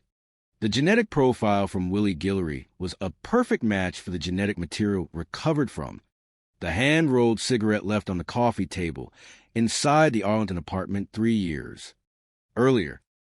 On the 17th of October, 2015, investigators brought Willie Guillory in for questioning. Initially, Willie denied any knowledge of the city of Arlington, suggesting that perhaps his genetic material had been misplaced. However, as the detectives presented the indisputable scientific evidence, the young man became visibly emotional and confessed his involvement, revealing that he had not acted alone. Willie explained that in the summer of 2012, his 49-year-old uncle, Bobby Guillory, had asked him to assist with a task in Arlington. On the 9th of June, 2012, the uncle and nephew made the 3-hour drive from Houston. Willie claimed that Bobby possessed an actual key to the elderly couple's apartment, which allowed them to enter without forcing the door. According to Willie, the plan was to systematically disarrange the apartment to create the appearance of a random burglary. They brought specific items, including the glass bottle, the blue bandana, and a hand-rolled cigarette, to intentionally mislead investigators into believing that a local street gang was responsible. When the elderly couple returned home, a physical altercation ensued, during which Bobby utilized a blunt object to quiet the resistance, after which they secured the couple inside the closet and departed back to Houston. Unraveling the mastermind. When asked why they had targeted a gentle elderly couple whom they had never met, Willie revealed a startling detail. He explained that the entire plan was a murder-for-hire plot orchestrated by a woman named Daphne Wright, who was a close associate of his Uncle Bobby. Willie stated that Daphne claimed the family owed her an enormous sum of money and that she wanted the debt settled permanently. With this crucial information, the focus of the investigation shifted directly to Daphne Wright. Detectives discovered that she was a popular spiritual advisor based in Houston, married with 3 daughters, and considered the dominant force within her household. On the 16th of December, 2015, detectives traveled to Katy, Texas, to apprehend 52-year-old Bobby Guillory. Confronted with a search warrant for his genetic profile and confession of his nephew, Bobby broke down and admitted his role in the events. He expressed deep remorse, explaining that in 2011, he had been laid off from his job and was facing severe financial hardship. Desperate to avoid homelessness, he agreed to Daphne's proposal when she offered him a payment of $10,000 to carry out the deed. Bobby provided investigators with a deeper understanding of the financial dynamics at play. He explained that Chow Tran and Hong Lu had become deeply dependent on Daphne's spiritual services. Over the course of a year, as their business struggled, they continued to request rituals on credit, eventually accumulating a massive debt of between $250,000 and $280,000. Recognizing that the family could not pay this enormous sum, Daphne learned of the substantial life insurance policies. According to Bobby, Daphne conceived a plan to collect on the policies to satisfy the debt. When Bobby asked how she had obtained the key to the apartment, Daphne revealed that she had received it directly from Chow Tran. The path to justice. On the 31st of August, 2016, detectives executed a search warrant at Daphne Wright's residence in Houston, resulting in her arrest.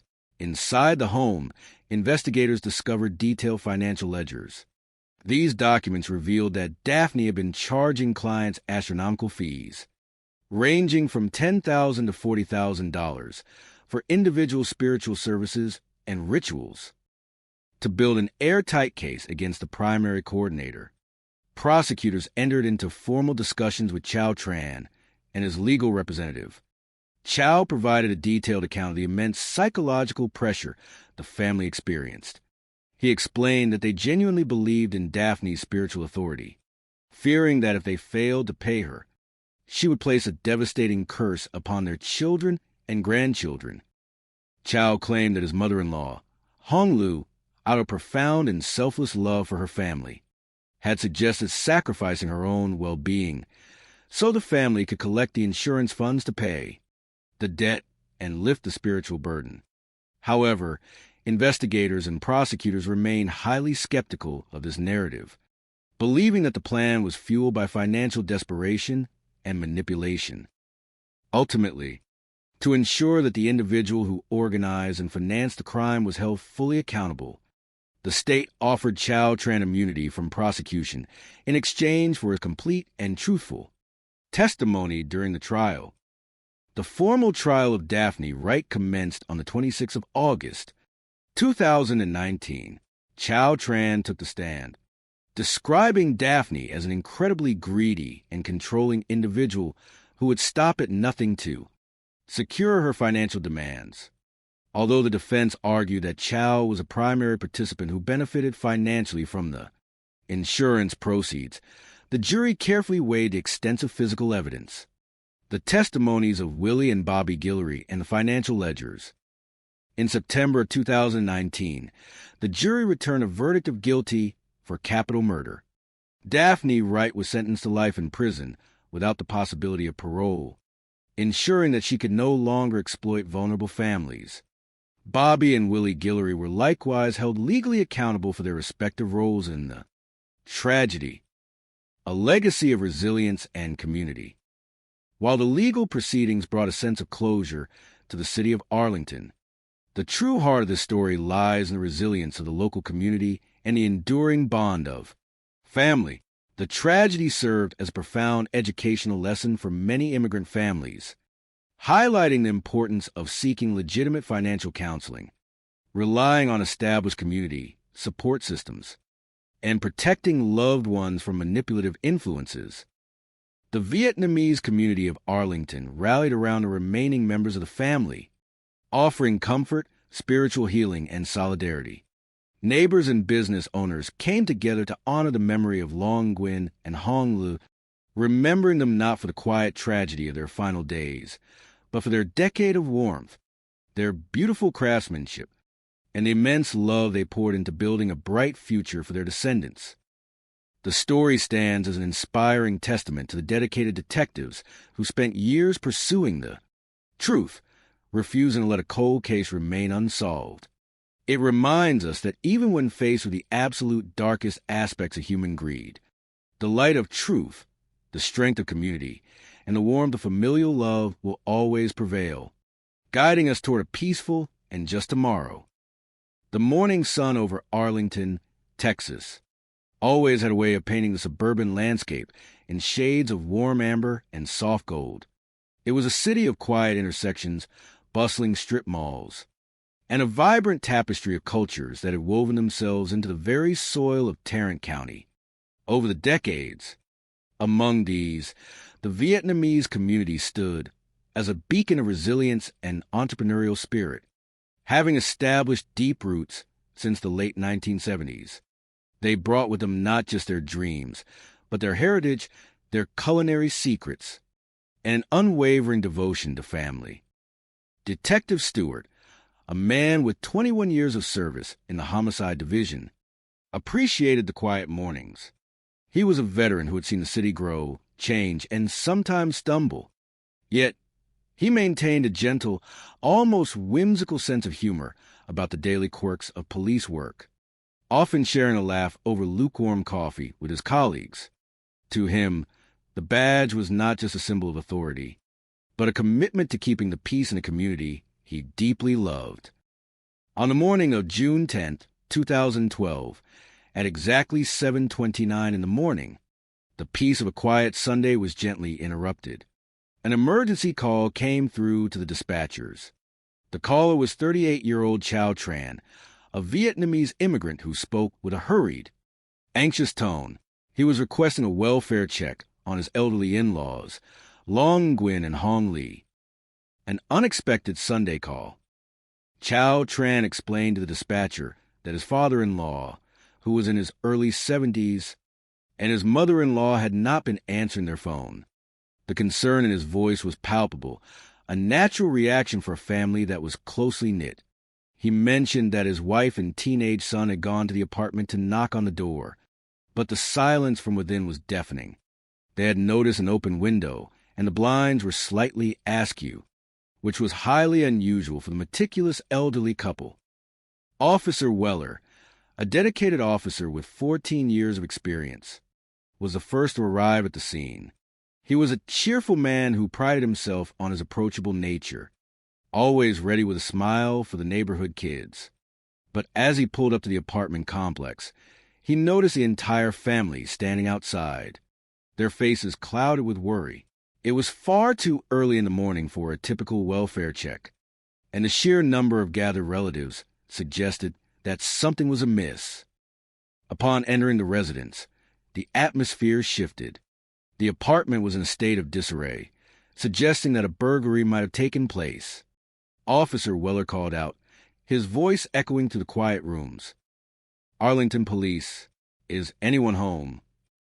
There was no answer. He systematically checked the living room, the small kitchen, and the bathroom. Everything seemed empty, yet the lingering feeling of disorder remained. He turned his attention to the master bedroom. Initially, nothing caught his eye. He was about to turn around, thinking perhaps the couple had simply gone for an early morning walk to enjoy the cool Texas air, when his flashlight illuminated the wall next to a small closet. The discovery in the closet. There, on the painted wall, were faint hand smudges. It was a small detail, but one that a seasoned officer could not ignore. A quiet instinct told him to proceed with caution. He reached out and slowly opened the closet door. Inside, the reality of the situation became clear. Long Nguyen and Hong Lee were there, bound with silver duct tape around their wrists and ankles. Their heads and mouths were covered in layers of the same heavy tape. They were motionless. In that split second, Officer Weller realized they had passed away.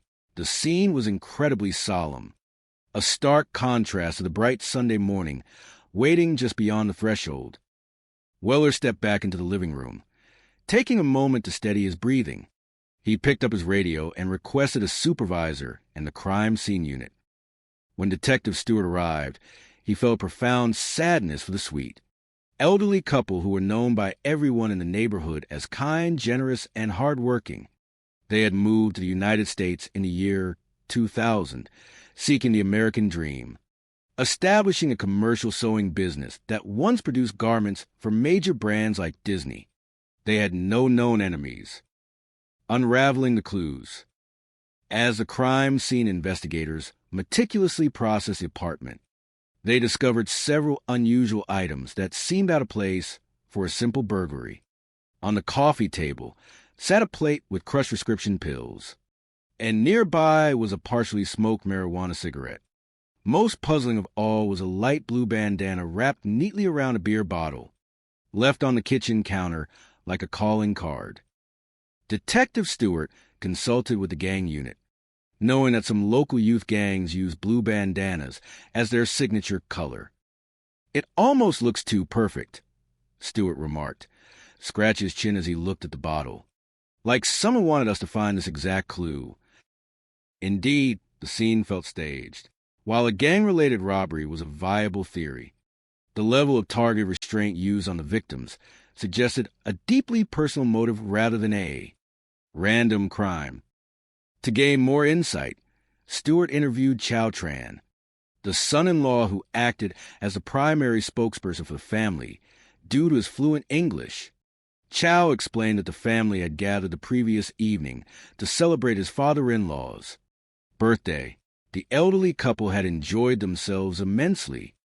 leaving the party around 10:30 in the evening to return home. Chow also revealed that while the sewing business had once been lucrative, they had recently lost their major contracts, and the business was struggling. They believed a streak of bad luck had cursed their endeavors. To counter this, Chow and his mother-in-law had sought the services of a spiritual advisor named Daphne Wright, who lived in Houston, some 250 miles away. The shadow of the spiritual advisor. In many traditional cultures, seeking the guidance of a spiritual advisor during times of financial distress or personal turmoil was a common practice. Daphne Wright advertised her ability to remove bad luck and lift curses, promising to restore prosperity to those who believed in her mystical practices. Chow and Hong Lee had visited Daphne in Houston, participating in rituals that left them feeling hopeful. However, the business did not recover. Instead, the family found themselves sinking deeper into debt.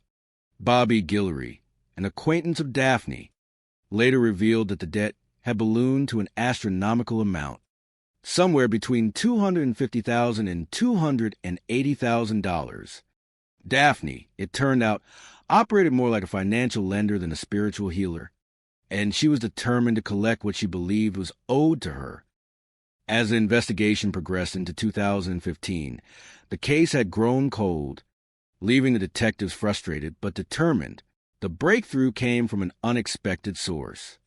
A young man named Willie Guillory was arrested for a horse theft felony, which required his DNA to be entered into the national database. His profile matched the DNA found on the marijuana cigarette left at the staged crime scene. A web of deception and redemption. When questioned, 16-year-old Willie broke down and confessed. He revealed that his uncle, Bobby Guillory, had recruited him for a job in Arlington under the direction of Daphne Wright. They had been given a key to the apartment to make the entry look effortless, staging the burglary with a bandana and pills to mislead the police. Bobby Guillory was soon arrested and confessed as well, pointing the finger directly at Daphne as the mastermind who had promised him $10,000 for the deed. He explained that Daphne had discovered the elderly couple held substantial life insurance policies, totaling at least $1 million, with Chow Tran named as a beneficiary. The revelation of Chow Tran's potential involvement shocked the investigators. Chow had initially presented himself as a grieving relative, but financial records showed he had recently purchased a new home after receiving the insurance payout. When confronted, Chow, accompanied by his attorney, painted a picture of psychological manipulation. He claimed that Daphne held immense spiritual control over his mind and body, making him feel powerless to resist her demands. To secure a conviction against Daphne Wright, the prosecutors made a difficult decision to offer Chow Tran immunity in exchange for his full testimony. During the trial in August of 2019, Chow testified extensively about Daphne's greed and the immense pressure she placed on his family, depicting her as a modern-day mystical extortionist. Ultimately, the jury found Daphne Wright guilty of capital murder, sentencing her to life in prison without the possibility of parole. While the resolution brought a sense of justice to the community, the investigators remained mindful of the complex human emotions, cultural pressures, and desperate choices that had led to such a tragedy. The story of Long Nguyen and Hong Lee served as a solemn reminder of the values of family, the dangers of misplaced trust, and the enduring pursuit of truth. The summer sun of the state of Texas has a way of turning the concrete of Arlington into a shimmering mirage, where the heat rises in visible waves and the air smells of sweet grass and dry earth. In the year 2000, a quiet family arrived in this bustling corner of the world, carrying with them nothing but a few suitcases, a profound sense of hope, and a treasury of ancient traditions from their homeland of Vietnam. Long Nguyen and his beloved wife, Hong Lu, were people who measured their wealth not in paper currency, but in the laughter of their grandchildren and the steady, rhythmic hum of sewing machines. For many years, their lives in the United States resembled a beautifully woven tapestry. They established a commercial garment business, renting a modest space where the bright fabrics of dreams were transformed into tangible realities. Long was a man of gentle patience, often seen with a measuring tape draped over his shoulders like a priestly stole, while Hong possessed an eye for detail that could spot a misaligned stitch from across a crowded room to help them navigate the unfamiliar waters of American commerce. They relied heavily on their son-in-law, Chow Tran, a young man of 38 years who possessed a gift of fluent English and a charming, easygoing demeanor that made contractors feel instantly at ease. Under Chow's management, the sewing business flourished.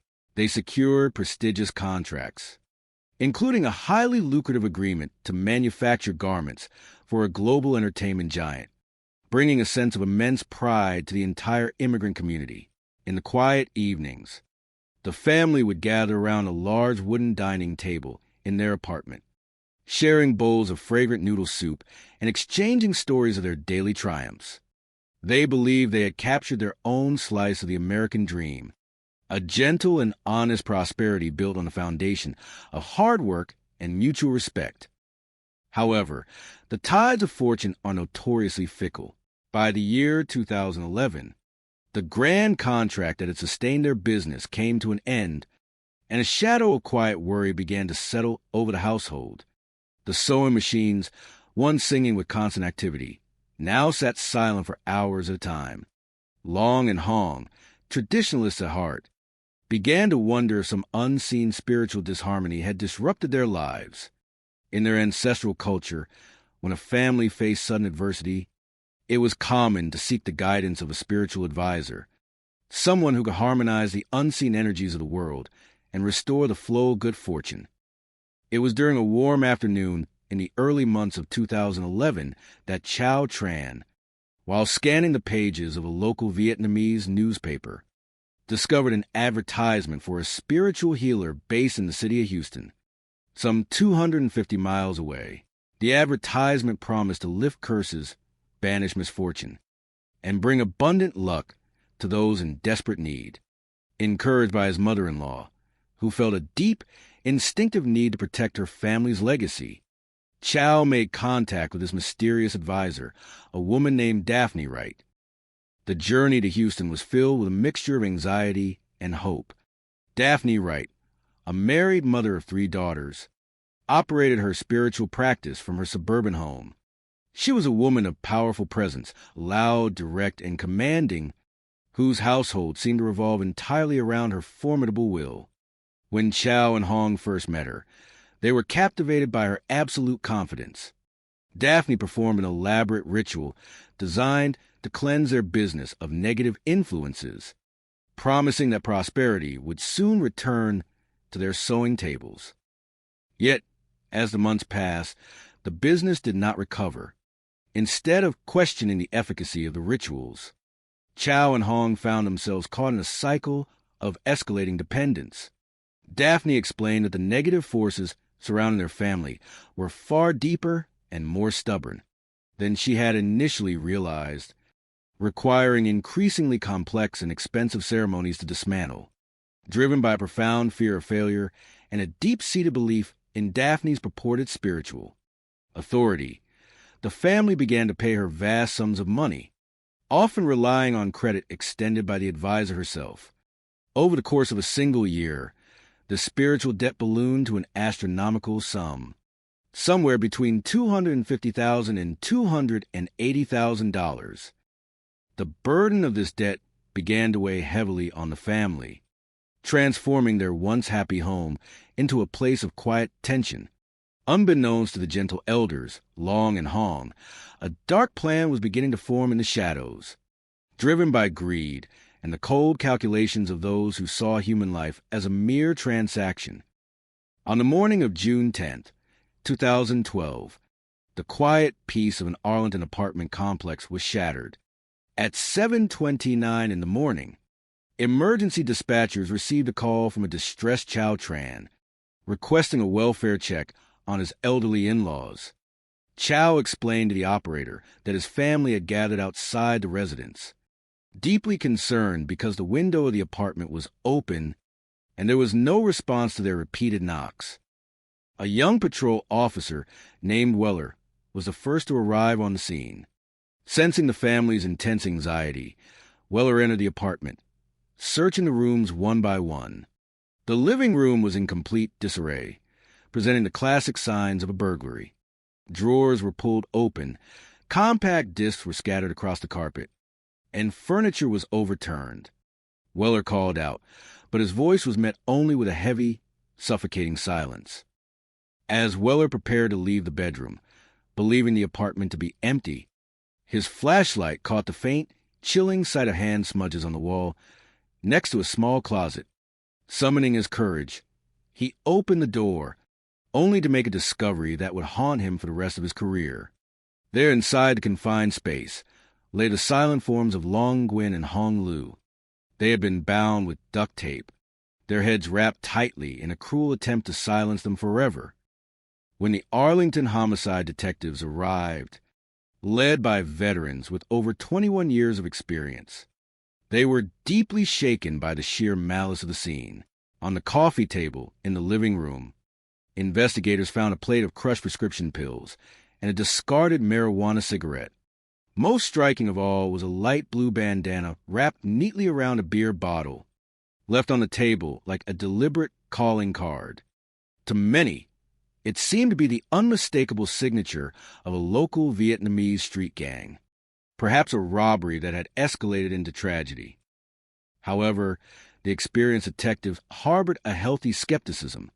The crime scene felt almost too perfect, too staged, as if someone had meticulously arranged the items to tell a specific story. While forensic teams gather hair fibers, latent fingerprints, and swabs of biological evidence, detectives began the difficult task of interviewing the grieving family. Chow Tran, acting as the primary spokesperson due to his strong English skills, provided a detailed timeline. He explained that the entire family had been celebrating his father-in-law's birthday the previous evening, playing cards and sharing a joyous meal until past 10 o'clock at night. For more than 2 years, the investigation seemed to stall. The deoxyribonucleic acid profiles recovered from a marijuana cigarette did not match any entries in the Federal Bureau of Investigation's combined deoxyribonucleic acid index system, and no local gang members could be linked to the crime. The case grew cold, leaving the community to heal as best as it could, wrapping the memory of the gentle couple in a quiet, enduring respect. Then, in the autumn of 2015, a bizarre and unrelated event breathed new life into the investigation. A 19-year-old young man named Willie Guillory was arrested in Houston for felony offense of stealing a horse. Because Willie had been a minor of 16 years at the time of the murders in 2012, his profile had never been entered into the national database. Now, as an adult facing a felony charge, his genetic signature was uploaded into the system, producing an immediate and undeniable match to the marijuana cigarette left at the Arlington crime scene. When detectives brought Willie in for questioning, the young man quickly broke down. He confessed that he had traveled to Arlington in the company of his uncle, a 52-year-old man named Bobby Guillory, who was facing severe financial desperation. Bobby had been promised $10,000 by Daphne Wright to carry out a dark deed. Willie explained that Daphne had provided them with a key to the apartment, instructing them to stage a burglary and ensure that the elderly couple would never speak there. That's again. The final pieces of the puzzle began to fall into place with astonishing speed. Detectives traveled to Katy, Texas, to arrest Bobby Guillory, who confirmed his nephew's account, expressing deep remorse for his actions. Bobby revealed a shocking detail that blindsided the investigators. The key to the apartment had originally come from Chow Tran himself. As the legal proceedings unfolded, the full, tragic scope of the manipulation became clear. Chow Tran, terrified of Daphne's supposed spiritual curses and drowning in debt, had allowed himself to be guided by the advisor's cold machinations. Daphne, learning of a substantial life insurance policy worth over $1 million held by the family, had orchestrated the entire plot to ensure her payment, viewing the lives of the gentle elders as nothing more than an obstacle to her financial gain. Ultimately, justice was served. The perpetrators of the scheme were brought to answer for their actions, and the community was forced to confront the devastating consequences of greed and spiritual manipulation. Yet, in the wake of the tragedy, the memory of Long Nguyen and Hong Li remained a powerful testament to the enduring values of hard work, family unity, and the search for a better life. Their legacy was not defined by the darkness of their end, but by the warmth, love, and vibrant spirit they had brought from their ancestral home to the heart of Texas, leaving a lesson of resilience and the true meaning of family that would inspire generations to come. The golden sun rose gently over Arlington, Texas, on the 10th of June 2012. The air was warm and full of the promise of a peaceful Sunday. At 7:29 in the morning, the calm was interrupted by a phone call to the emergency dispatch center. A 38-year-old man named Chow Tran called, his voice carrying a nervous tremor. He asked the police to check on his elderly in-laws, Long Nguyen and Hong Li. They were in their 70s, a sweet and enduring couple who had built a beautiful life together. Officer Weller, a kind-hearted man with 14 years of experience in the police force, received the call. He drove through the quiet streets, expecting a simple misunderstanding. Perhaps the elderly couple had simply gone for a morning stroll and forgot to lock their door. When he arrived at the apartment complex, he noticed a family gathered outside. They looked worried, standing together in the soft morning light. The front window of the apartment was open, and the curtains danced in the gentle breeze. "I will go take a look," Officer Weller said with a reassuring smile. He wanted to bring peace to the anxious family. He stepped inside the home.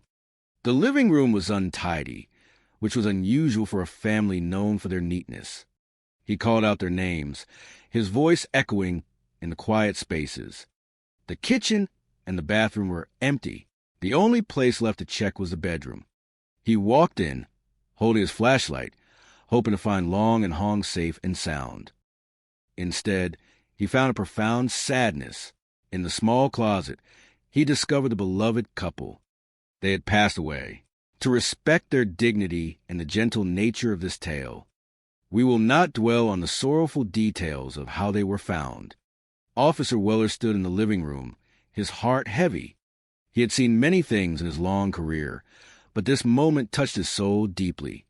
He calmly reached for his radio and called for his colleagues. The Arlington Homicide Team, led by seasoned and compassionate detectives, arrived shortly after. They looked at the scene and knew they had a significant puzzle to solve. They were determined to find the truth and bring justice to a family that had lost its guiding stars.